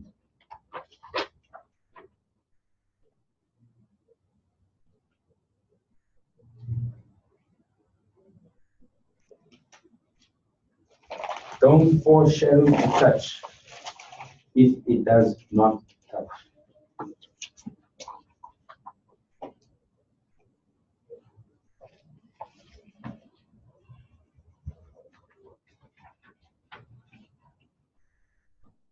Does this make sense, everybody? Yes. Okay.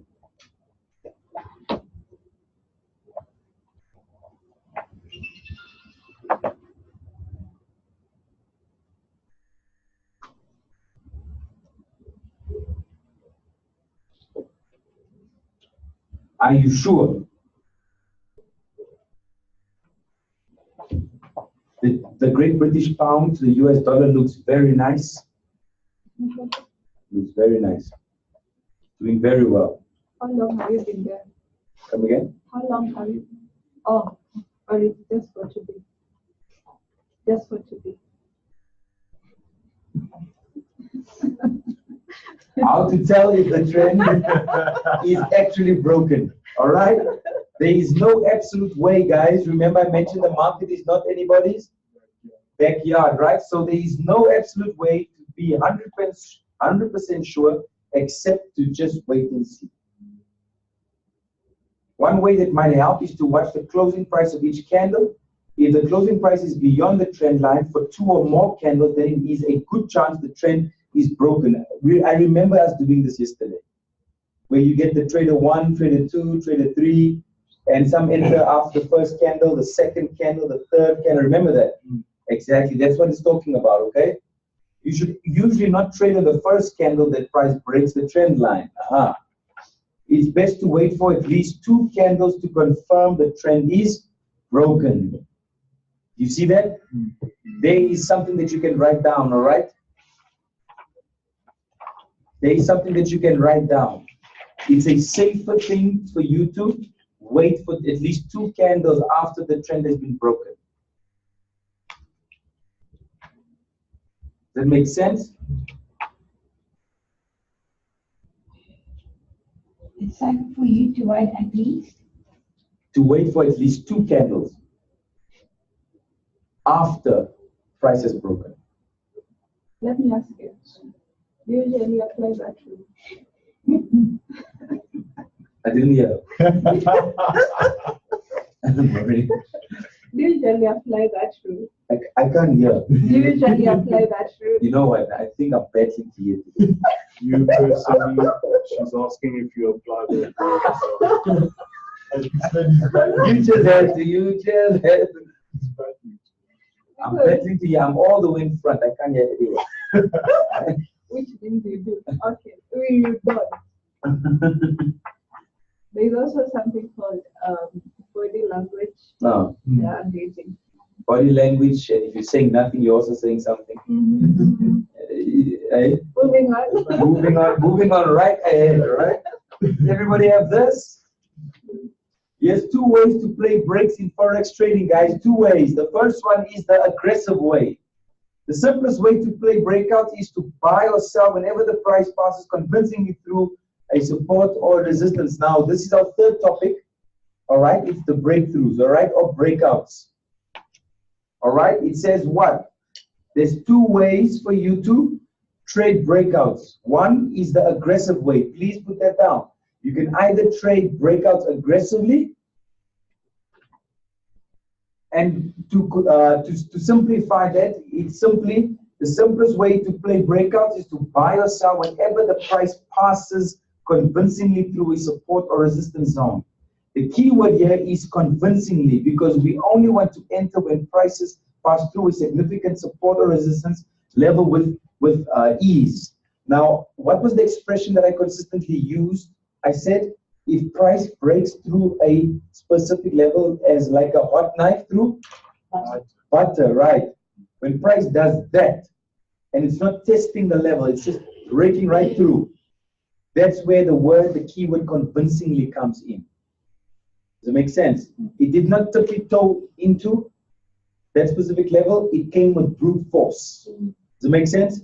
An aggressive trader would place a trade right there, immediately. Does it make sense?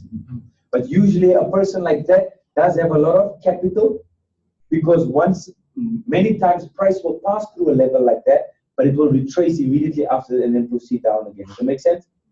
So if you don't want to wait for retracement as an aggressive trader, you just place the trade and you walk away. You have a lot of capital, so you're going to wait for it. Does it make sense? But someone that's starting off with a much smaller amount, you want to try and risk from actually doing that. Does it make sense? Because if you put your stop loss a little bit above, it will swallow. And the market is like a black hole. When it takes your stop loss, it ain't coming back. Gone is gone. Make sense, guys? The second way, well, here's the visual. You see how it broke through? Order entry immediately after that. Please draw that for me. Put that there for me. I would appreciate that. So you can have your notes. You must love the market like you love H2O. Everybody knows what H2O is? As a trader, you need the market. Isn't it so? As a human, you need water. I met a gentleman that doesn't drink water for a month. I know that it Only a Coke. He only drinks Coke the whole month. How does it look? I don't know. Remember, outside it might not seem, but inside is where the real stuff takes place. We've got a friend, he doesn't drink water or anything, he just drinks beer. Every day. It's like it. My word. He looks like it. What you consume is what you will be. Yeah. Isn't it so? What you consume is what you will Become. Yeah. So if you consume knowledge, you will begin to Sound smart. That's true. Yeah. Does it make sense, everybody? That's the aggressive way, right? Here's your conservative way. Remember the first way to trade breakouts is aggressive. The second way is to trade it conservatively, all right? With the conservative way, it's all about being patient and not rushing to enter trades after a breakout. That's what I mentioned now, right? You wait for price to make a pullback or retracement to the broken support or resistance level and enter after the price bounces. You see? That's what I just mentioned now. Does it make sense, guys? And I'm going to show you an image that you can put down for your notes. Please put those 2 points down for me, everybody online as well. It would be great if you can place it there. So when you notice, you know that it breaks, whichever pair you are trading at some point in time, then you can refer back to your notes and you might possibly have a way to make some money. So this is the conservative way you can trade breakouts. Does it make sense, everybody? Are you sure? Are you sure? I had no yeses, so I'm not sure. Are you sure? Yes. All right. I'll take one yes. Can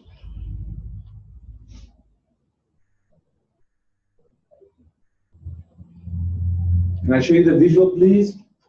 Yes. Here's the visual. Look at that. There's the pullback, and there's the entry order.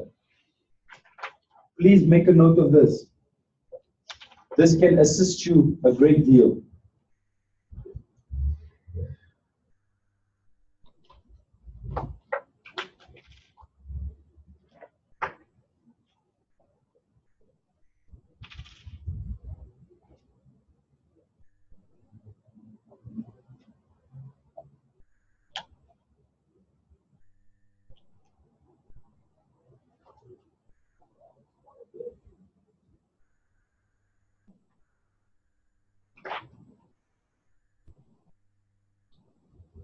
Is everybody doing okay? Is everybody doing okay? Yes. Okay.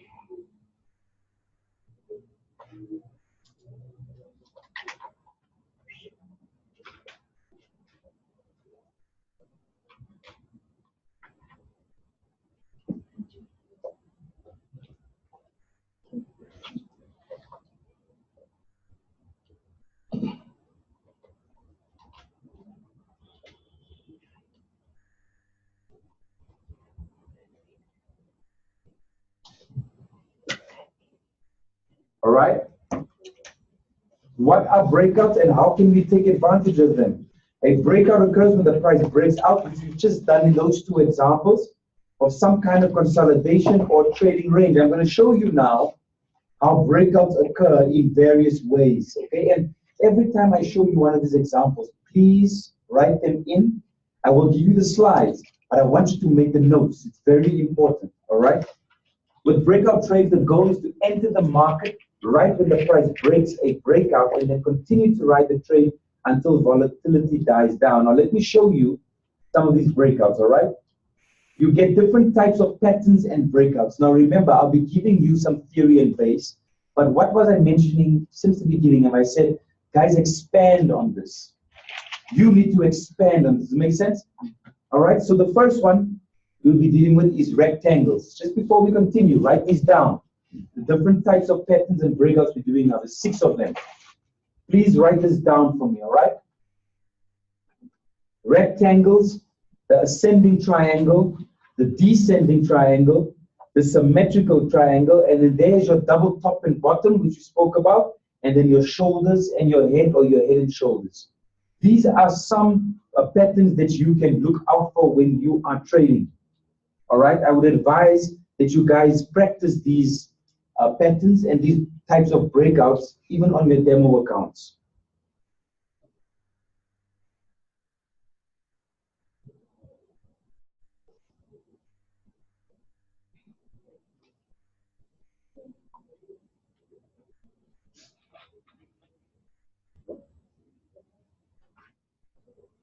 Are you guys learning something?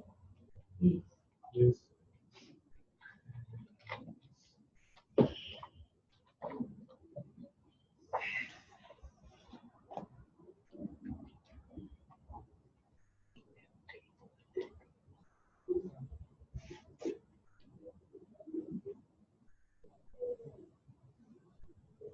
Did you guys see the new iPhone Apple XS?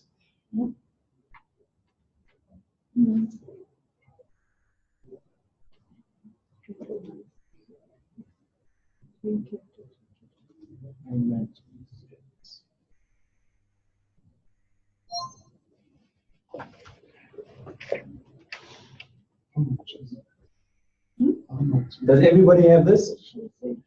Yes. All right, the first one we're doing is rectangles. Now, rectangles in the market are generally known as lambs. What was lambs just now? We spoke about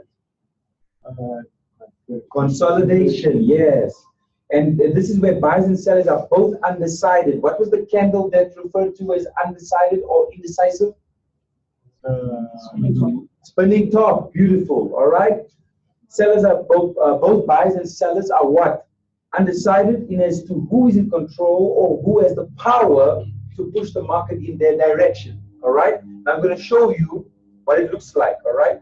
In that case, we as traders wait patiently for the price to break up before entering a lamb market, all right? There's our consolidation zone. You see that there's no specific winner at this point. It's just bouncing in between those that range there. Now, what you can also deem that as, if you look at the pound to the dollar, when it opened up this morning, and that was at, I'll tell you now, at around 25 past 12. That was this morning, right? 5 past 2 this morning, 25 past 4 this morning, 55 minutes past 5 this morning, up until 10, and then 11, 12. The pound was ranging like that. It was ranging like that. It only got the breakout. It broke out at 12:45. No, not 12:45. Sorry, I'll tell you now.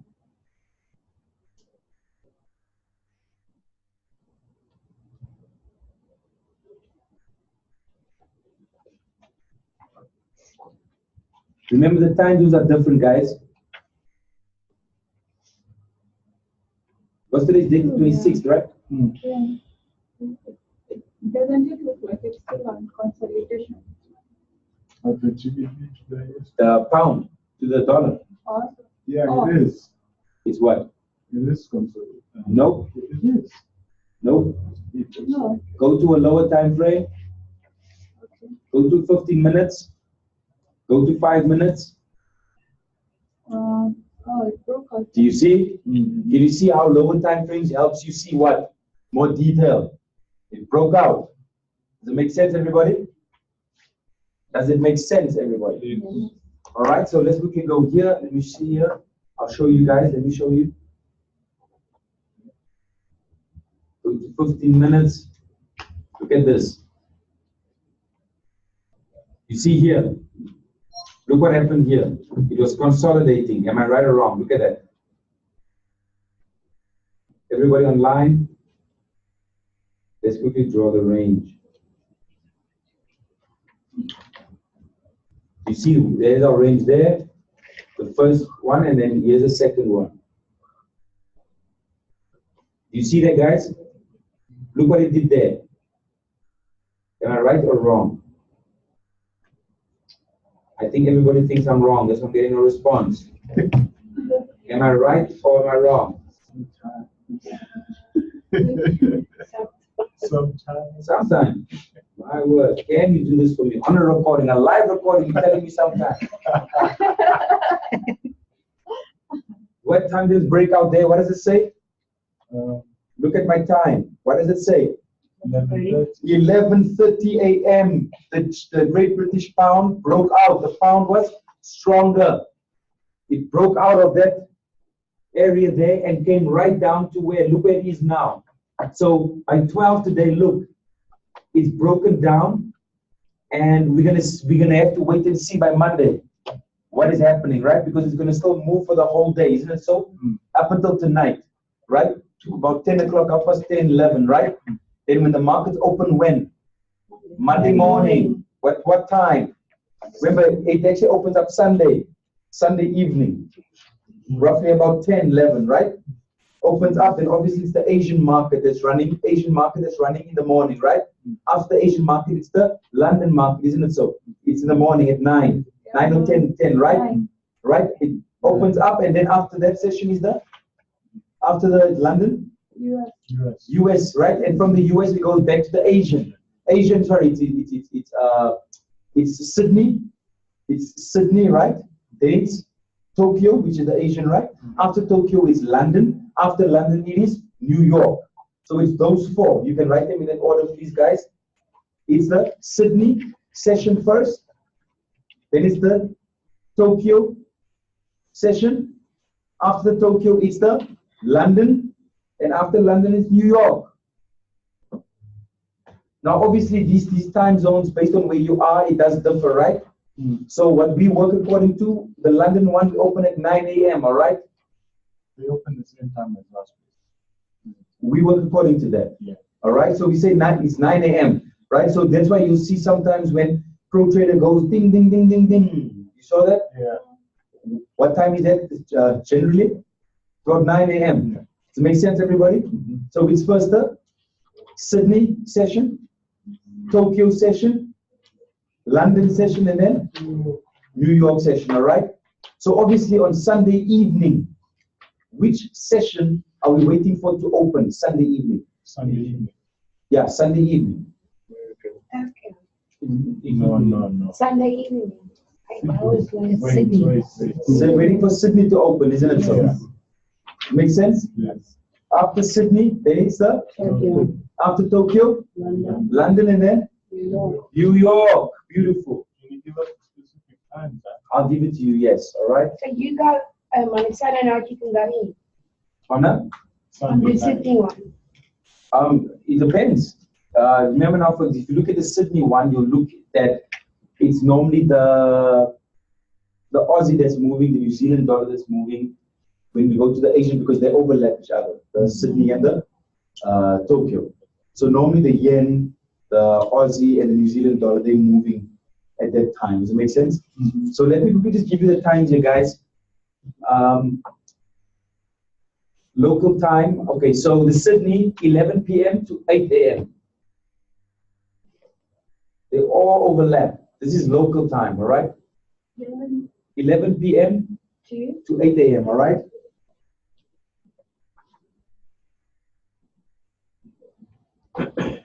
Then the London is 9 to 6 a.m. p.m., sorry. London is 9 a.m. to 6 p.m. I'm giving them in no particular order, right? The New York is 2 p.m. to 11 p.m. And the Tokyo is 1 a.m. to 10 a.m. Must I repeat that for you? Yes. All right, so the Tokyo is, I'm going to start, okay, in no particular order. The Tokyo is 1 a.m. to 10 a.m. 1 a.m. to 10 a.m. 10 a.m. Yeah. The Sydney is 11 p.m. to 8 a.m. 11 p.m. to 8 a.m. That's the Sydney, all right? The London is 9 a.m. to 6 p.m. And the New York is 2 p.m. to 11 p.m. I'm going to go through it one more time, all right? The Tokyo is 1 a.m. to 10 a.m. The Sydney is 11 p.m. to 8 a.m. The London is 9 a.m. to 6 p.m. And the New York is 2 p.m. to 11 p.m. All right? Now, with these rectangles,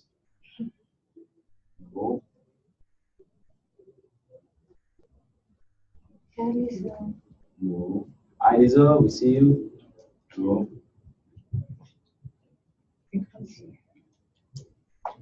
All right.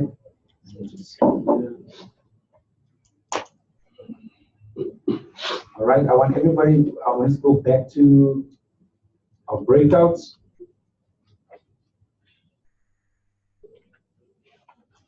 There's our consolidation. There's the first one, a rectangle, right?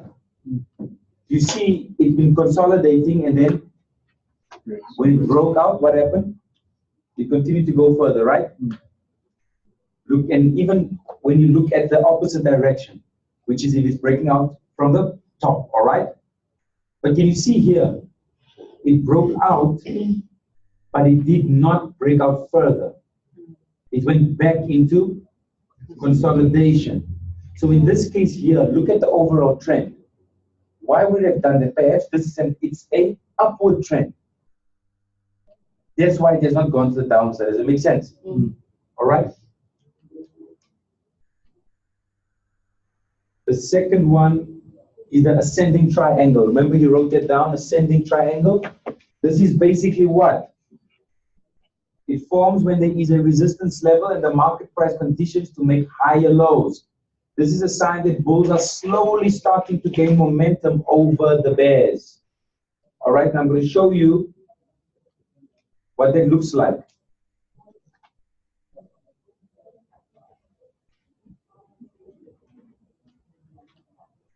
I want you to, you don't have to draw it in the detail, but I want you to draw an uptrend. And then what I want you to see is this. It's normally, here's your resistance. It's a flat line that goes, that obviously touches these points here. The higher lows is 1, 2, 3, 4, 5. You see that? And there you draw your trend line. Remember, an uptrend has the lines always at the bottom, below. Remember that, guys? That's what we drew, okay? So that's how you draw your ascending. And then look what happens if you wait for price on an ascending triangle. You see that? Once it's broken through, you can take a long there, according to the theory. Does it make sense, everybody? Not safe.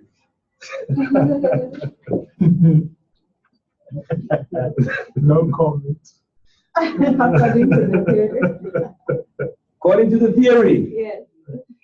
you can go long once it's broken out. Now remember, as a forex trade, expect the unexpected.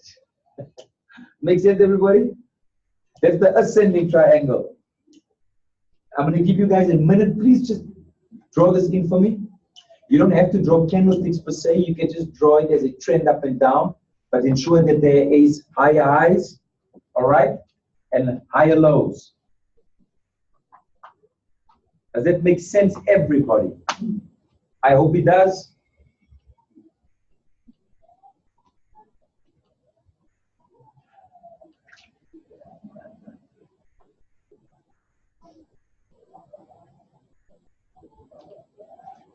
Does it make sense, everybody? Yes. All right. Does everybody have it? No? The third one, descending triangle. Descendings are basically the opposite of ascending, which just makes sense. Sellers in the one previously, the ascending, we looked at buyers. The sellers triangle or the descending triangle are continuing to put pressure on the buyers, and as a result, we start seeing lower highs met by a strong support level. Now, when you look at the ascending triangle, there was a resistance at the top. We said in our support and resistance topic that the resistance is always on top and the support is always at the bottom. Remember that? So if you look at this now, it's just the opposite, where it's not resistance, it's support. So now you're drawing that trend towards the bottom to meet support. Does it make sense, everybody? I think it does, right? Am I sure of that? I think so. Does it make sense to you guys? Does it make sense? Is it the multitasking? You're just going a bit fast. Is it? All right, guys, so let's recap. Rectangle was consolidation. The second one was ascending triangle that shows that buyers are looking to control the market, right? Breaks out at the top, and then obviously you can go long if the market conditions are favoring you at that point. The descending triangle is the opposite of the ascending. It's where sellers, the sellers are looking to put pressure on the buyers to go short. Does it make sense? I'll give you a few more minutes to get this drawing down so it can assist you.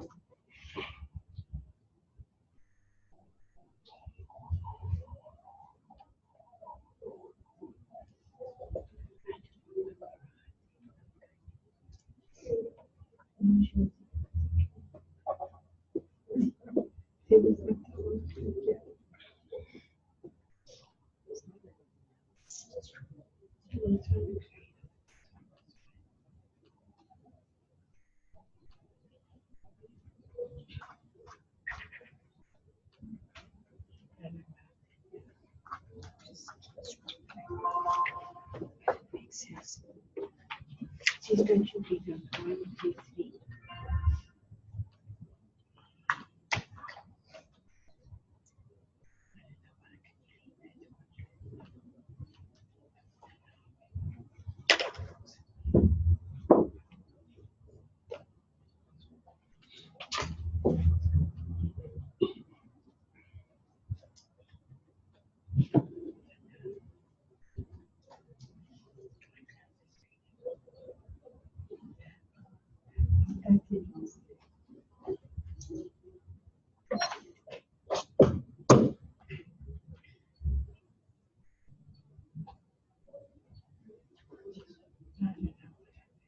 All right?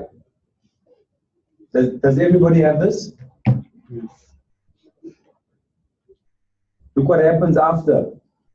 And you know, we actually dealing with the GBP to the dollar as well here, as you can see. So it obviously made its way down to the support. and then broke through. And obviously, remember, we said there's two ways that you can trade breakouts. According to the theory, it was the number one. What was it? The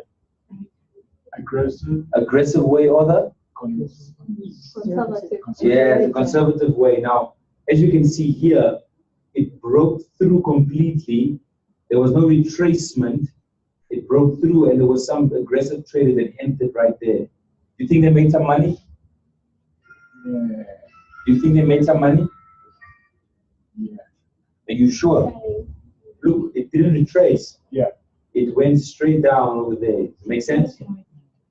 So if price, can I ask you guys this? Once you entered over here, over there, and price made its way there, were you still in a profit or not? Because it went down, came up again. Still in profit. You're still in profit. Why? Because it hasn't passed the Next level. It hasn't passed your entry. Yeah. All right, so you're still in profit. Does that make sense, guys? What about if you entered over here? Price went down, came back up, and you entered over here. In posture. So are you in a minus or are you in a profit? Based on your stop loss. On your stop loss? I mean, you can be in a minus at that moment. Okay, But now if that's your my stop question. loss was a bit higher, Okay, you're still in the run. okay, so were you in a loss or in a profit when it came back to this level here? You were in a loss at that moment. At this point in time, right? But what happened when it went down here? Then you're in a positive. You were in a positive because it went what? Below your entry. Does it make sense? Yes. Be surprised how many people still get confused with that. All right? Does it make sense, guys?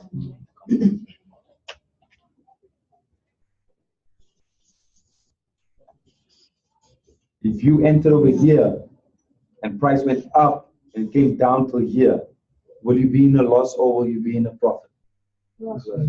Are you sure? What are you buying on loss? You entered here. Price came here.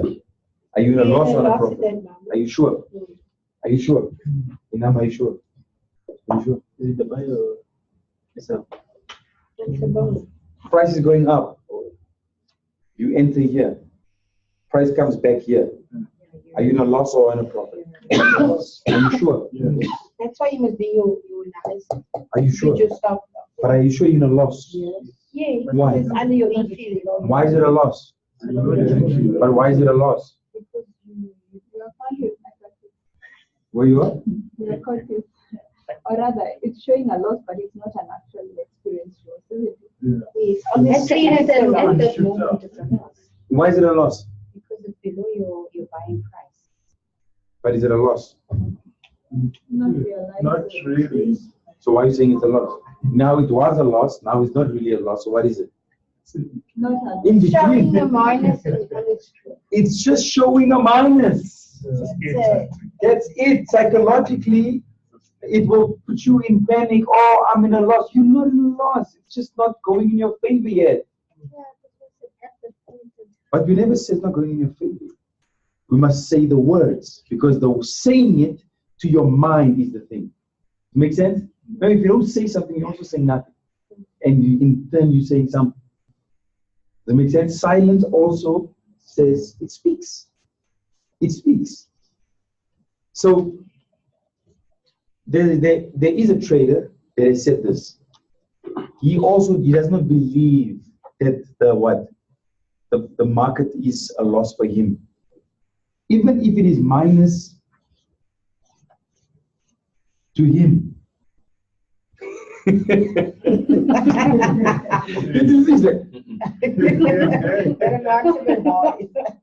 Even if it's minus 15,000, to him, the market has just not gone in his direction yet. Somebody must have a big But is it mark. possible to recover from that? Yeah, Yeah. definitely. It's possible to recover from 50,000. It's possible to recover from 80. In foreign. It is possible. Depends on the account size. That's what I'm saying. Why are you smiling? Right? No, I'm just recover from that. smiling. You today. recovered a lot from it. That's why it's always so happy. All right, so guys, that was our descending triangle, correct? That's why I said he slipped and he got up and he finished.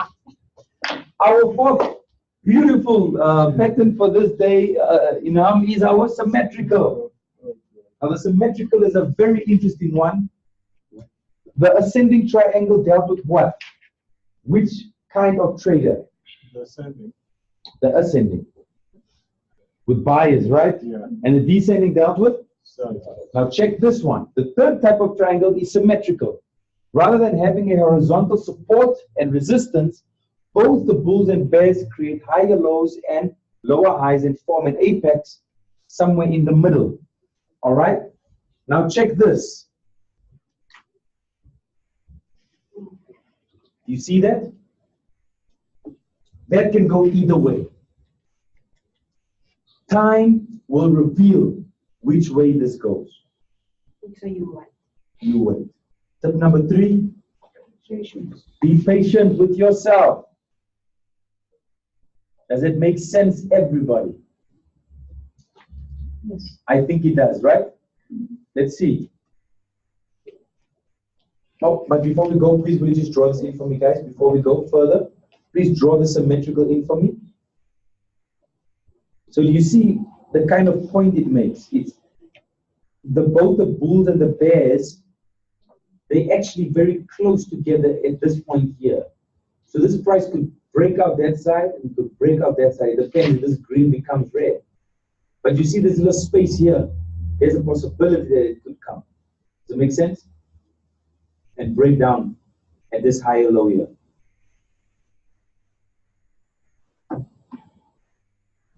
Does that make sense, everybody?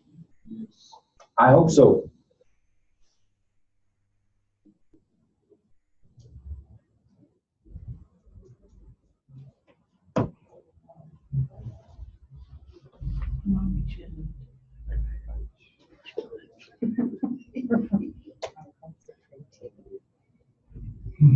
Is that going to be on our handouts? There's going to be Is that going to be on our handouts? this specific drawing. Yes, yes. Can I give it to you on your? With one up to bro. Nah, it will be there. Don't worry. I'm sure that you get this. All right. Is it? So fun and games. so fun and games. Was it after that nice laugh in the beginning with the car sound? Do you guys remember? There was a car sound and I said something and the car drove past right at the moment. You guys remember that? Yes, yes. It was like it's priceless. It will never happen. Look, we just missed it. Yep. You see that? Yeah. That was at the moment we were at the right place, the right time, saying the right thing, and boom.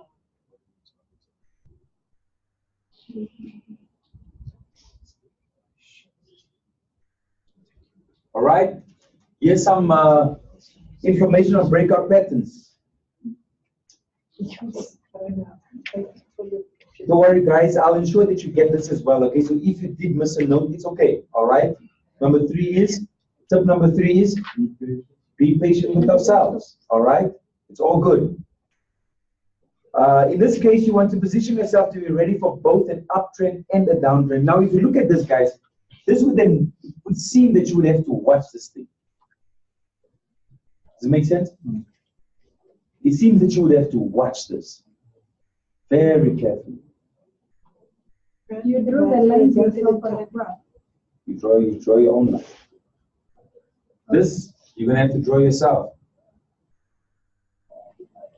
So as you can see, what normally happens here, it has a sharp consolidation. You can see this is consolidating to the side. You see that? It's just in a very odd way, but it's also consolidating. Does it make sense? It's just not a rectangle consolidation. It is a triangle of consolidation. If you have the other lines as well, you see the consolidation. Mark Dixon, Yes. does it make sense? How do you say it in Zulu? Does it make sense? Sutu? What does it say in Zulu? In Zulu, guys, if I have to ask you, does it make sense? Sizwala. What? Eh? Sizwala na. Siazwana means are we hearing each other? Sizwana. Guys, you guys deliberate. I tried in Swahili. And I told you in Swahili. Yeah. Umelewa. Umelewa. Umelewa. I jumped. I just see like a man just jumped. Umelewa. Uma elewa. Ume alewa. Lewa. Uma elewa. If you say umelewa, it means Are you drunk? Guys, how can you guys make me say that? No, umelewa. Uma elewa. Umelewa. Umele elewa. Uma e. Okay, can you just do Suku, please? Suku, please. Rakawania. Rakawania. I have something to show you guys. I have something to show you guys. Isn't that white guy speaking the Zulu? Can I show you guys something? Yeah. Can I show you guys this? Look at this. I love this. Listen to this. Listen to this.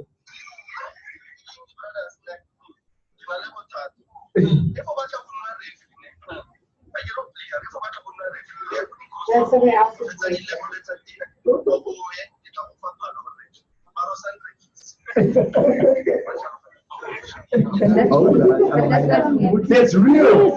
That's real. Listen to this.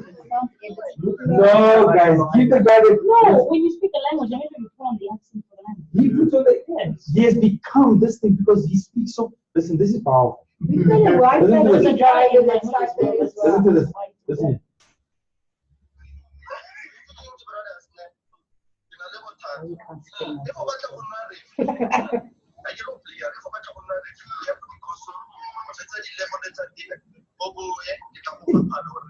Wow.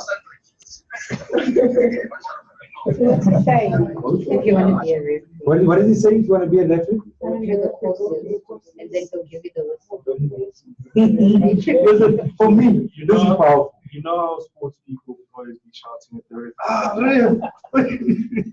It's like he, when he speaks, you won't say. So he's addressing that right now. He doesn't have any accent. Huh? He also speaks very well English. He don't have any accent. Thank you very much. When I've got enough regards. So guys, do you know why I like that so much and why I have opted to keep that? I've opted to keep that because it's powerful when someone takes on a different form to show that it's possible. That's true. Does it make sense? It is possible.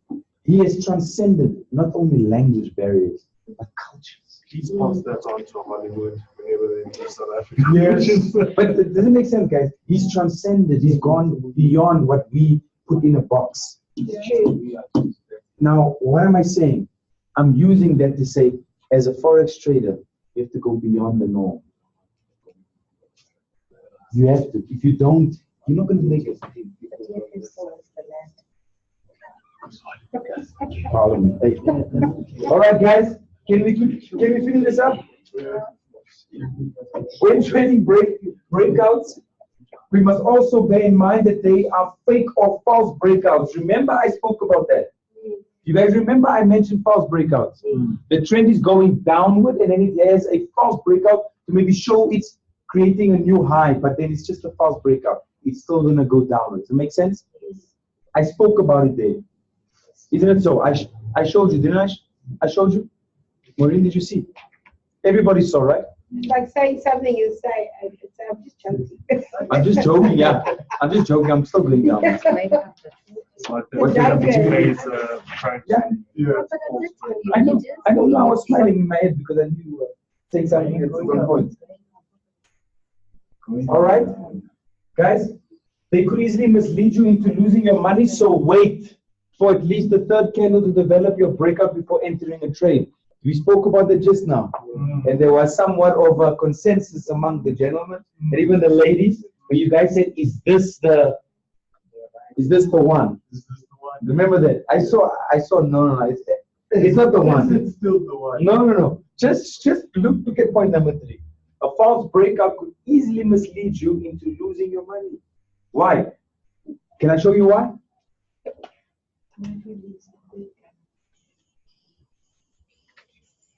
Now check this. Boom! It went past there, right? So you think automatically, this thing has done what? Broken. It's broken. So as a breakout trader, I'm not going short. You see that? So you were selling buying the whole time. It broke here, right? Now you're saying, I'm going to start selling because it broke there. So you X out your money. It's gone now, like a black hole, swallowed, not coming back, right? You know, when you were younger, when you got hurt, you normally say, "Mommy." This time around, that word won't help. It's gone, right? I still say sometimes, hey, when I meet him, hey, Mom, why don't you there? Isn't it so? Your place of comfort, your place where you get console, isn't that? Isn't that so? Isn't it so? Did you guys say mommy when you got hurt or something? You never say mommy. Did you say daddy? Okay. It goes dad or mom. Dad, I don't know. Did you say mom? Did you say mom? Did you say mom? Sometimes. Dad? Mom. Did you say mom? He says Aina. He said Aina. So it breaks and you start selling, right? And then look what happens. And then you went short. But there's only two. It's possible. Yeah. This is possible. Yes. Okay. In the beginning, slide 1. What was slide 1? Slide 1, general introduction. Don't be fooled. There are many people that do what? Make a living from Forex, but there's also people that have lost. Consistency is going to be key for you. Now, consistency is going to be key. All right? Make sense? Yes. Here's our last 2 patterns. The first one is a double top. Please write that down. It's a pattern. The others were triangles, right? There is a pattern that you can look for. We are sharing these patterns because they are the most, if I can say, visible ones. They actually, get repeated a lot in the market cycles. Okay. Yep. The double top is a reversal pattern that's just formed after. Oh no, I don't want that. Just there. It's formed after. Yes, it is formed. Yeah, after there is extended move up. The tops are peaks which are formed when the price hits a certain level that can't be broken after hitting this level. The price will bounce off it slightly and then return back to the test level again. It creates what's known as a double top. Now I want you can write that down. Okay. Now I'm going to show you now what it looks like. Okay. Does that make sense, everybody? Does it? Okay.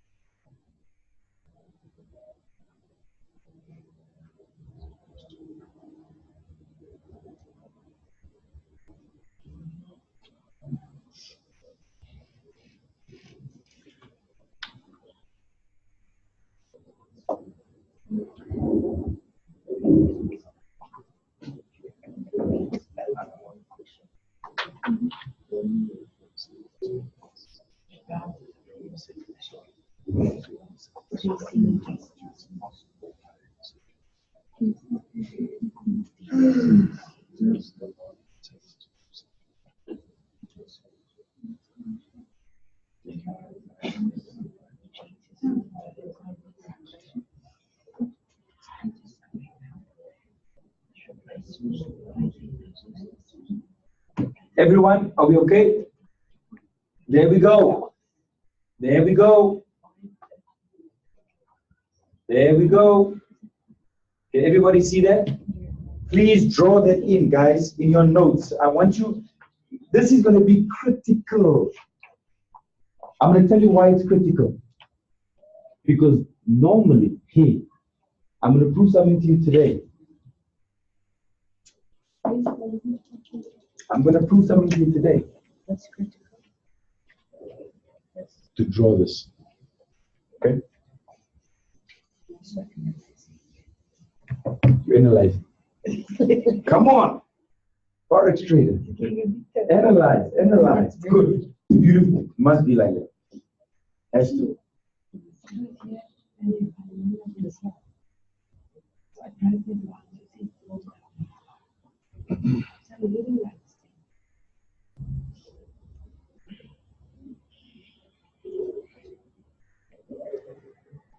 All right. This is critical, guys.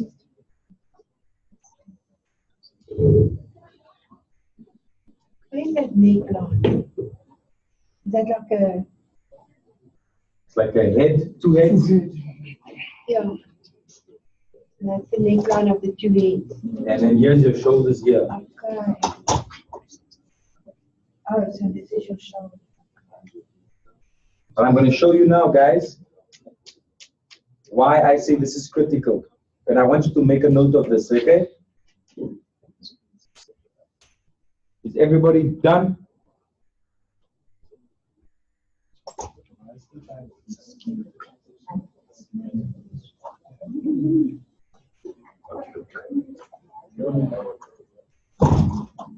Why is the neckline a bit skewed? But it will never be straight the way you perceive it. All right? It will never be the way the market. The reason why is because the market, the same reason why the market will never be what you want. It will look obscure, but you see, you have to train your eye to begin to see. Where you'll no longer ask why it's skewed. You start to ask, where is the next head? Where is the next shoulder? Does it make sense?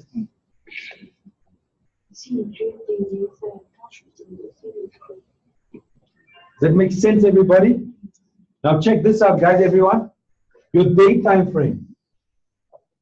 One candlestick represents, everybody, guys, I want you to listen to this. This is going to help you. Trust me. This day, this candlestick, it represents how many days? One, right? Do you know you can find that in here? Are you sure? You can find what? You can find this in this one candle. A double top. Yes. Sure. Yes. I mean, it's Oh, okay. Explain to me. You break it You down. zoom in. No, don't you break it down to Smaller time frames. Yeah. You begin to see how this candle came to be what it is. There could have been a double top in there that created that.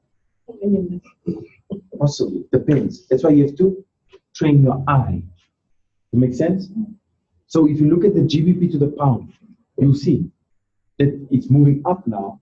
But when you scale down to the 5-minute time frame, 15-minute, and the 1 minute, you'll be able to see what kind of pattern it's created. Does it make sense, everybody? Mm-hmm. It makes sense? You sure?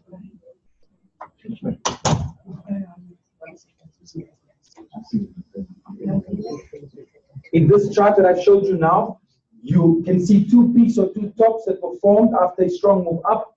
This is a strong sign that a reversal is going to occur, as it is telling us that buying pressure is just about finished. That's why it's going down. All right? But with the double top. Yes, with the double top, yeah.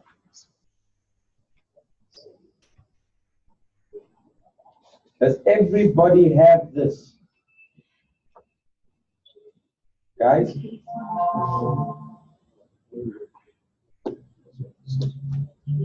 So the buying pressure is going down. The buying pressure is going down. All right? Does it make sense? Yes. And now it's looking for a reversal to sell. Does it make sense? Let me show you. You see that? Buying pressure has subsided there. Over here. Does it make sense? Does it make sense? Yes. And now it's looking to go downward, all right? Did you see the pound to the dollar? What just happened? What happened?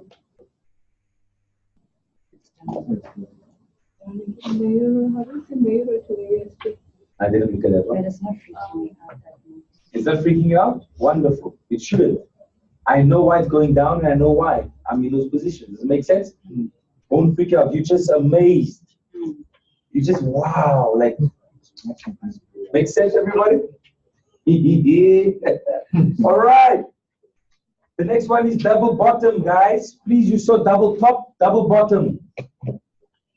These are also trend reversal formations, but this time we're looking to go long instead of short. Remember the double top, we were going short. Is it? Could be. Yeah. Double top. Yeah, that's what I'm Yeah. So everybody, can you see now? All right. I want you to notice when we look at the double top, you were looking to go short. What is short in another way? Sell. And another way? Come in.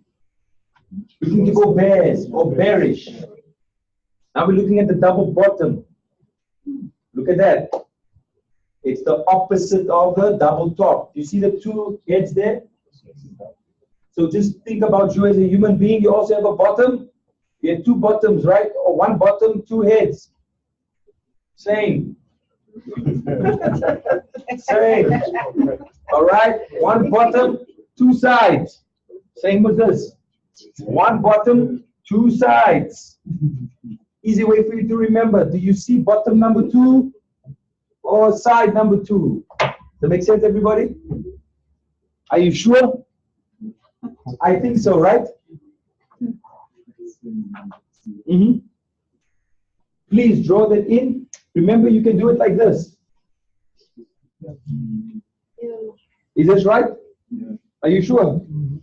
Does this look right? Nobody has 3 sides to their bottom. And then? And then? And then? 2 bottoms, or 2 sides to 1 bottom. Oh, so it's basically a W. You can say W as well.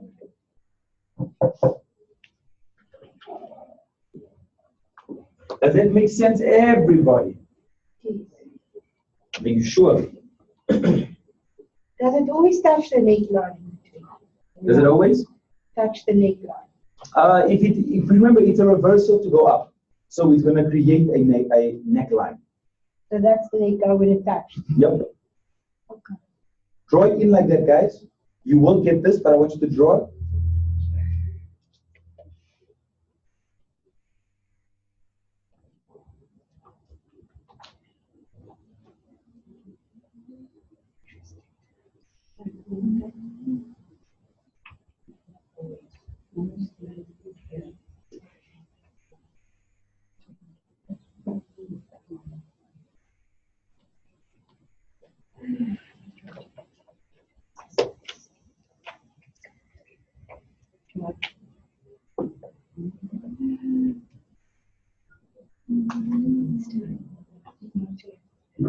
Does everybody have this? Guys? I see yeses. As you can see, after the previous downtrend, the price formed 2 valleys or lows as the price wasn't able to go below a certain level. The price breaks the neckline and makes a nice move up. Remember, just like the double tops and bottoms, these are trend reversal formations. So what you're looking for when you look at a trend that has been going down for some time, you're looking for these patterns to show a reversal. If it's been going down for a long time, all right, and you're looking for a buy, you can scale down to your smaller time frames and you need to look for these patterns. But remember, it doesn't only have to be on your smaller time frames. These patterns can also occur on your hour time frame, on your 4-hour time frame. So that will just take longer for it to actually manifest or come together or form, right? Right? But it depends if you're a long-term trader, if you're a short-term trader. If you're a short-term trader, remember, you're looking for patterns like this on the 1 minute, the 5 minute, the 15 minute, the 30 minute, because it's reversing faster than what a 1 hour chart will do, right? Does it make sense, everyone? All right, so that's the double bottom and the double top, right? Isn't it so? Am I right or wrong? Am I right or wrong? Right, all right. The next one is the head and shoulder pattern. Please put that down. It's the last one. Head and shoulder pattern. Head and shoulders. Not the shampoo. Not the shampoo, but the pattern. Head and shoulders. Not the shampoo, but the pattern. Are you guys learning something today? Wonderful.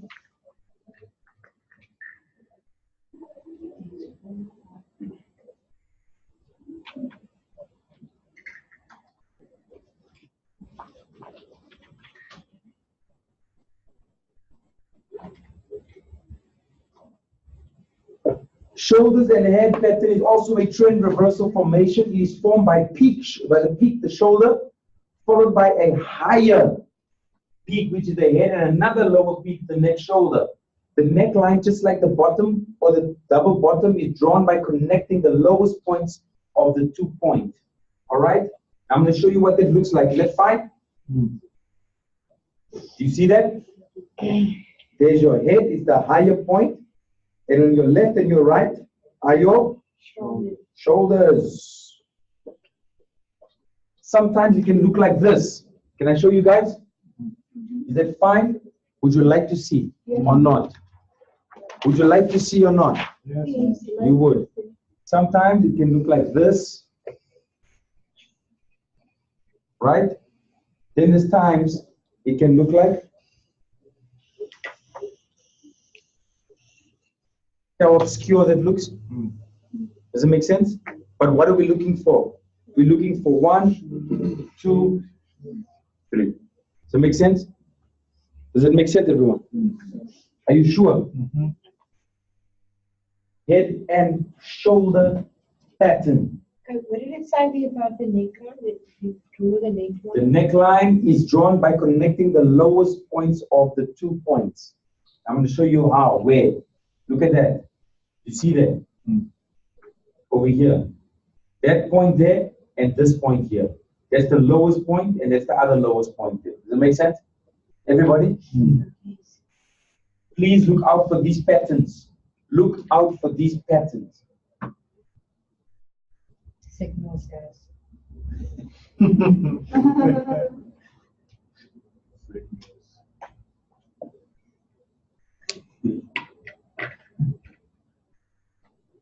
Oh, yes. It's Friday, everybody.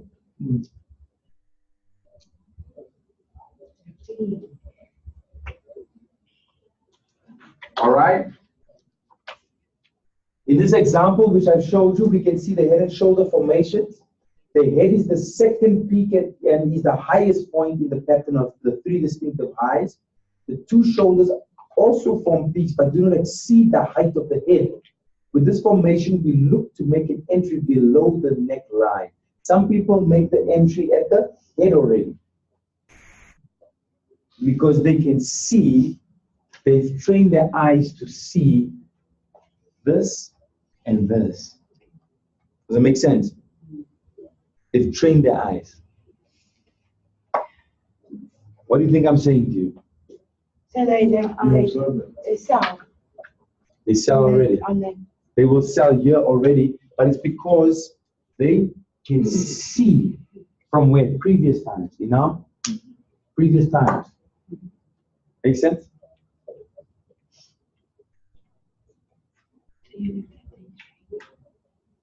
We had a double bottom on top. I mean, no, not the one before. What was it? Double top.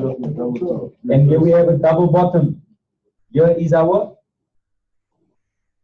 head and shoulders, but it's inverse. Does it make sense? Do you see that? The neckline is still where? It's skewed.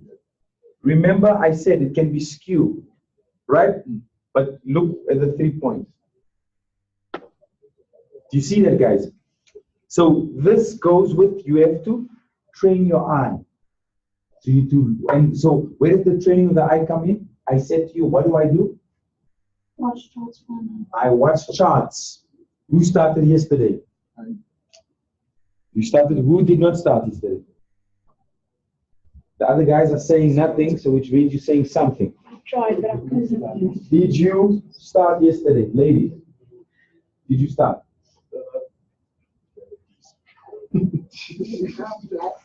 Ah. Okay. What? You didn't look at charts. Look at charts. All right. Did you guys look at charts? Saturday and Sunday. Last week. No. That's coming Saturday. Oh. It's already scheduled in.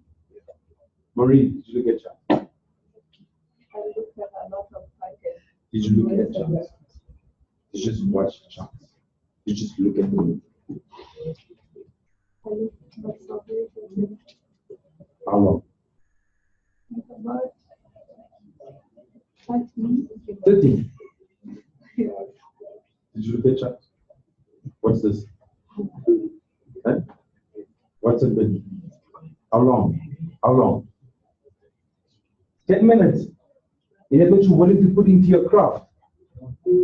Is this what you guys are willing to put into your craft?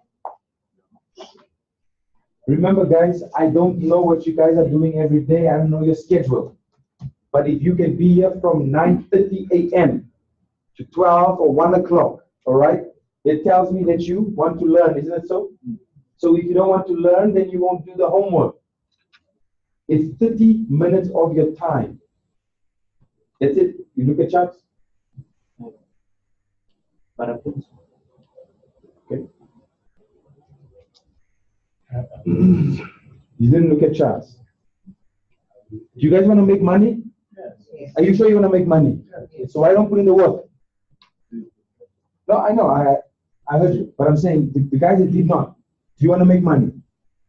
Are you here to make money? No, you're not here to make money. No, you're not. No, you're not. You're not. You're not here to make money if you can't give me a response. So how sure are you that you actually want to develop another stream of income? If it's only 30 minutes a day for you just to look at something. Did you look at charts? What is a bit?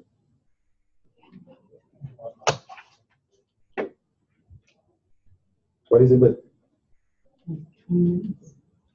20 minutes. Look at charts. I think while I was doing my homework. Did you look at charts? Did you observe charts the way I explained it? I didn't do that because I couldn't do it. Did you look at charts? How long? I'm not sure how long. In the way I explained it. No, you wanted us to sit and watch it. I couldn't do it. Ladies and gentlemen, this is our last day together. We are done with our theory. You're getting your slides. I don't want to end this off with smiles, really. I want to end this off with giving a bit of hiding. This is what separates great traders from average traders. It's what separates great champions from winners. Winners is not champions. Because winners can win today and they lose 10 other times. Winning is a moment. But being a champion is a different story. We don't know each other personally, right? I don't know your agenda, neither do you know mine. Right or wrong? Right? But if you want to make money here, if you want to develop consistency, you have to put more work in. You cannot be happy with not doing it. You cannot be casual about it. Doesn't work that way. It does not work that way. Because then we want 2-minute noodle success. We want to pop it into the microwave. If it doesn't, come out right, then we blame the system. Does it make sense? Does it make sense, everybody? We have to limit that and put more effort in. So when you put the effort in, and now it's not working from a system perspective, it would make sense. Does it make sense?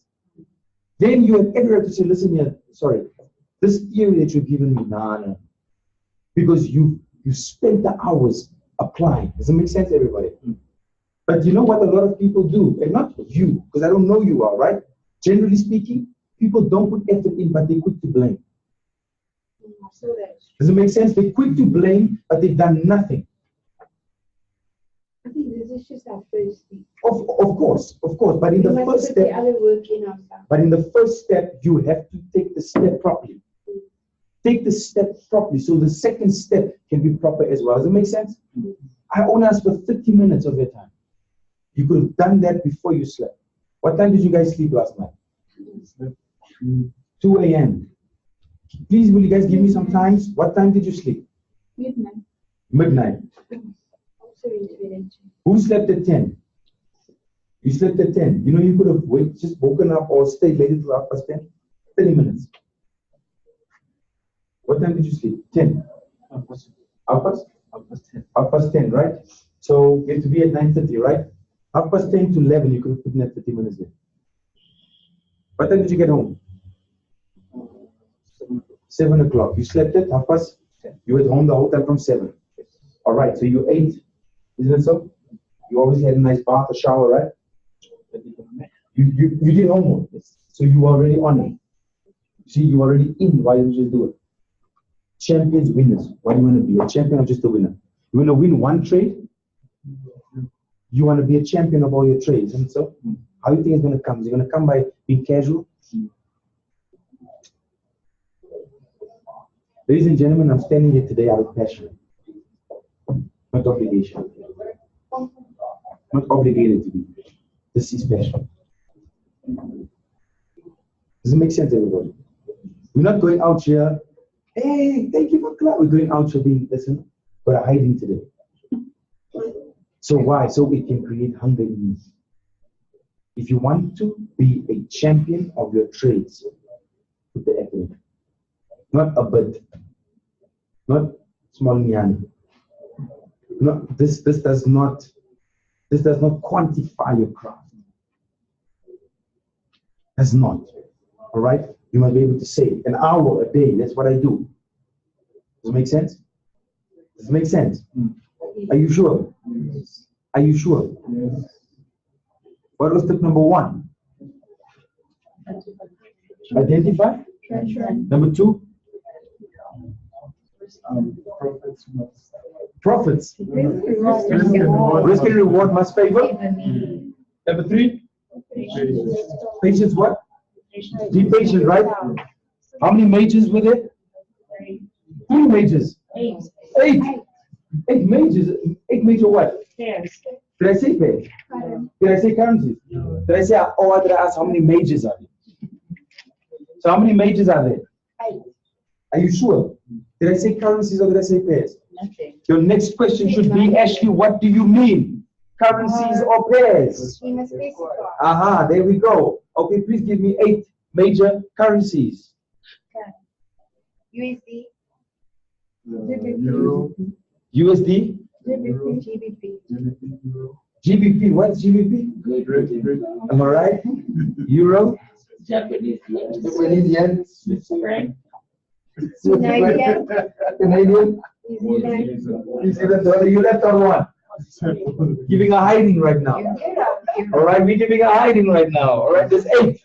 Please give me 4 of the major pairs that have been traded widely. Euro USD. Excuse me? USD JPY, yes? Is it? No, GBP USD. GBP to the? USD. And then? CHF2. CHF2? CHF2. It's the USD to the JPY. I excuse you for that. The USD to the Swiss franc. All right? Any other pairs we missed? Which pairs did we miss? Which pairs did we miss? What, in the majors? Which pairs did we miss? In the majors. Are you talking about the majors? Or? I just said majors. Yes, okay. I said in the majors. Which pairs did we not listen? I was speak about it. Which pairs did we miss? Aussie and the New Zealand. The Aussie and the? Is it? Are you sure? Yes. Euro USD. And the USD to the CAD. And the USD to the CAD. The USD to the? It's too hard to use. Is it hard? Yes. All right, okay. No wonder. All right, and after our major pay, what did we do? Minor We did minus or crosses, right? After that, we did exotics is what? It's major with an emerging. Major currency with an emerging market or currency, right? Isn't it so? Did you guys find any exotics? Yes. You did. What were they? Mexican. Did you guys find it?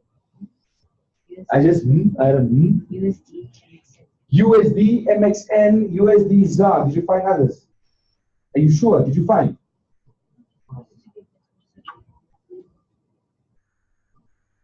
Did you not find? Wasn't that homework? No. All right. Remember pips? What is pips? Pips is what? Pips is what? Difference between? Difference between take profit. My word. Which one knows? What? It's a percentage in point, right? And what example did I give you guys to learn? I said what? How do you measure? Isn't it from the highest to you minus it from the highest? You minus the lesser from the greater and you get your distance in pips. Pips is what? Distance between two exchange. Distance between two exchange rates. How do you, what were the two ways that we mentioned you can write pips?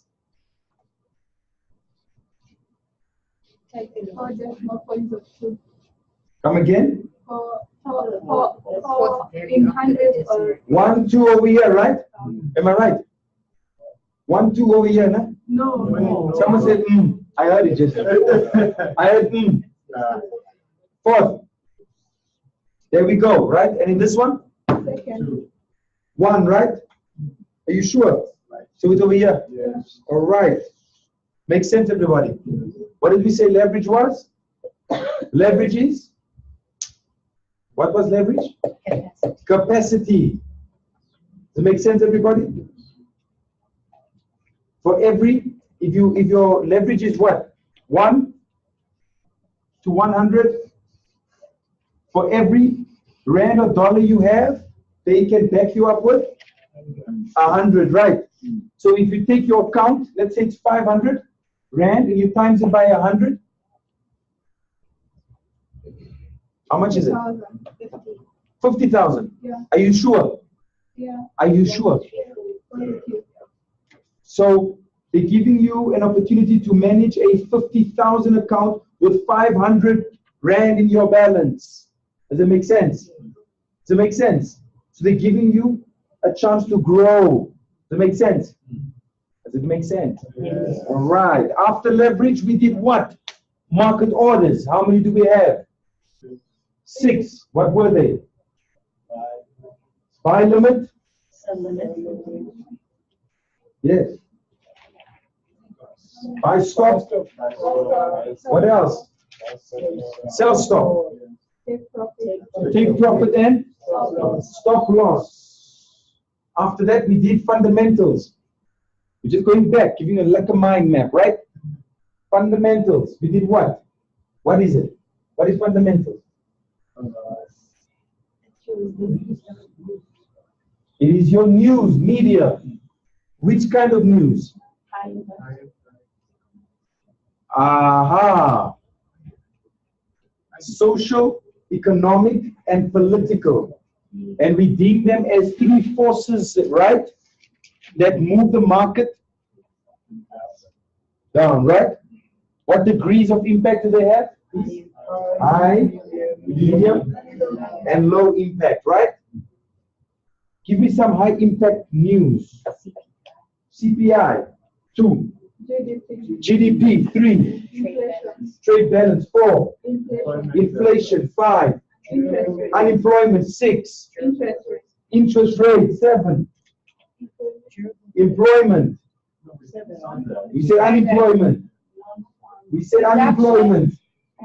We said unemployment. We said unemployment. Non-farm payrolls, right? Employment figures for US. What's important for us to understand about fundamental analysis when it comes to the US? What is important for us to understand when we're reading fundamentals, especially when it comes to the US? Commodities. The US is the most traded currency globally, isn't it so? So everything centers around the US. Does it make sense, everybody? What did we decide when it comes to levels of reach? That the superpowers have a lot of reach when they voice something. Does it make sense? And it affects us as an emerging market when they say something. The trade wars, we mentioned China and the US raising tariffs. It can affect us. We must be careful not to say something that puts us in the bad books. Make sense, everybody? After we did fundamental analysis, I showed you some of the sites you can track. How do you focus it down to your currency pair? By filter, right? And you can choose what? Countries that you or the pairs want to trade. Yes, and then? And information you select information and then? Your time. Impact. And then you? Did anyone look at Forex Factory as I've asked? Yeah. Did you? You said yeah. Yeah doesn't say yes. Kind of is not did it. Kind of is not did it. Forex Factory was the second site I gave you. I said, yeah, our site, our network does not allow us to filter, but if you are not in this building and you by yourself in your room, wherever, it will have a little light there, all right? The one with the red boxes and the green one. That's impact. Did you do it? Yes or no? Yes, I did. All right, you said kind of just now. So we said yes or no? Yes, I did. All right, he did it. Fantastic. All right, that was the second site, ladies and gentlemen. What was the third one? Trading economics. Trading, you're looking at your notes. Trading economics. No notes. I'm trying to see understanding. Trading economics. What did you find by trading economics? It's where you could check like the whole continent. You could check what? Like each and every single detail of a specific country. All right, and then you can look at the economic what? Status indicators. Things that pertain to that land. Does it make sense, everybody? Yeah. It had what in there? Different kinds of markets. What were they? Agriculture, mining, manufacturing. Remember that? Yes. Gold. What did they have there? Platinum. It even had wages, unemployment. It had, there we go. Retail was another high impact indicator. Make sense, everybody? What is retail sales? If you're buying something this week, then you are included in that sales result. It's the buying side, the sales volume. All right, to see how much consumers spend in the retail industry, because that shows us how effective our businesses are, isn't it so? Make sense, everybody? After we did fundamental analysis, what was the second form of analysis that we did? Technical. Technical important? Why? Why? Why is technical? Aha! Did you guys forget that great pizza? Who's eating pizza this weekend? All right, if you eat pizza this weekend, please remember the class. Maybe you might, you never know. Don't say never. You never thought you'd trade, and here you are. All right? You never thought you'd go into Forex. Here you are. So never say never. You might get to someone's house and you find a triple decker from Debonair's and you just land that baby in your mouth, right? You never know. You never know. So never say never. You must never say I'll never make $1 million because you might just make 10. Make sense? We don't stomp ourselves out as Forex traders. We believe in ourselves. Isn't that so? Even if you stumble like Mr. Hussein, you still get up and you win the race. Isn't it so? Whether you're 50 like Will Smith, you jump out of the helicopter and you bungee jump over the Grand Canyon. Isn't it so? Whether you lose 60,000 pounds or whether you lose $50,000 or even 100,000 rand, it doesn't matter. Isn't it so? You'll bounce back, will you? Because if you can bounce back from 100, you can bounce back from 10. You can bounce back from 10, you can bounce back from 1,000. Make sense? It's not about the quantity that you lost, it's about the lesson that you receive. Does it make sense, everybody? Are losses or what are losses considered? As? They are considered as lessons. Does that mean you must recklessly lose? No. No, it does not mean you must just jump in and try to lose to learn a lesson. For certain lessons, you don't need to relearn them. Isn't it so? Certain lessons, you can just walk right by and say, I've seen you, I've dealt with you, and now I'm moving on. Isn't it so? Isn't it so, everybody? Yeah. Isn't it so? All right, you can be here for 2-3 weeks, a week, or a month. Does it make you a Forex trader? No, you could just be listening and not doing anything. Or you could be bored or something, right? But if you're in here, whether you're here for 2-3 weeks, but you apply what you hear and learn, that gets you closer to being a Forex trader, right? One thing I do believe is that all of you guys can become great. I do believe that you guys can become consistent, and I believe that you guys can be independent. It's going to depend on your effort. It's going to depend on what you make of it. Does it make sense, everybody? We're not here to blame anyone for anything. We're here to look at ourselves. Does it make sense, everybody? Does it make sense? We've reached the end of our modules. This was our last day. I want to thank everybody for being attentive. Thank you for being here on time most of the time. All right, thank you for being on time most of the time. I can give you that. I'll give you an 85 to 90 scoring for that. All right, because there's always room for improvement. Please have a fantastic weekend. All right, remain very, very safe and always be calm, because calmness does a lot of good things for us as people. All right, please, just 5 minutes of your time. Please rate the experience. And when you guys are done, let me repeat it. When you're done with the evaluation, please put it here on this desk, all right? I'm telling your mind something very specific, all right? Any questions? Any questions? I just want to know the Saturday class, the same It's one, going to be module 5 tomorrow, this one. just the same as. Yep. And then also, guys, if you would like these notes, please give me a USB. I will gladly put it on for you, all right? When you're done with the evaluation, on this desk, please. All right.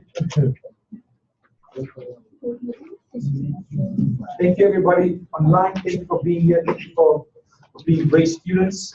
It was really, really great meeting up with everybody. I hope that we can meet up again. If you want to be around next week, please do tune into my class. We'll be starting with module 1. Again, have a fantastic weekend. I'll see you next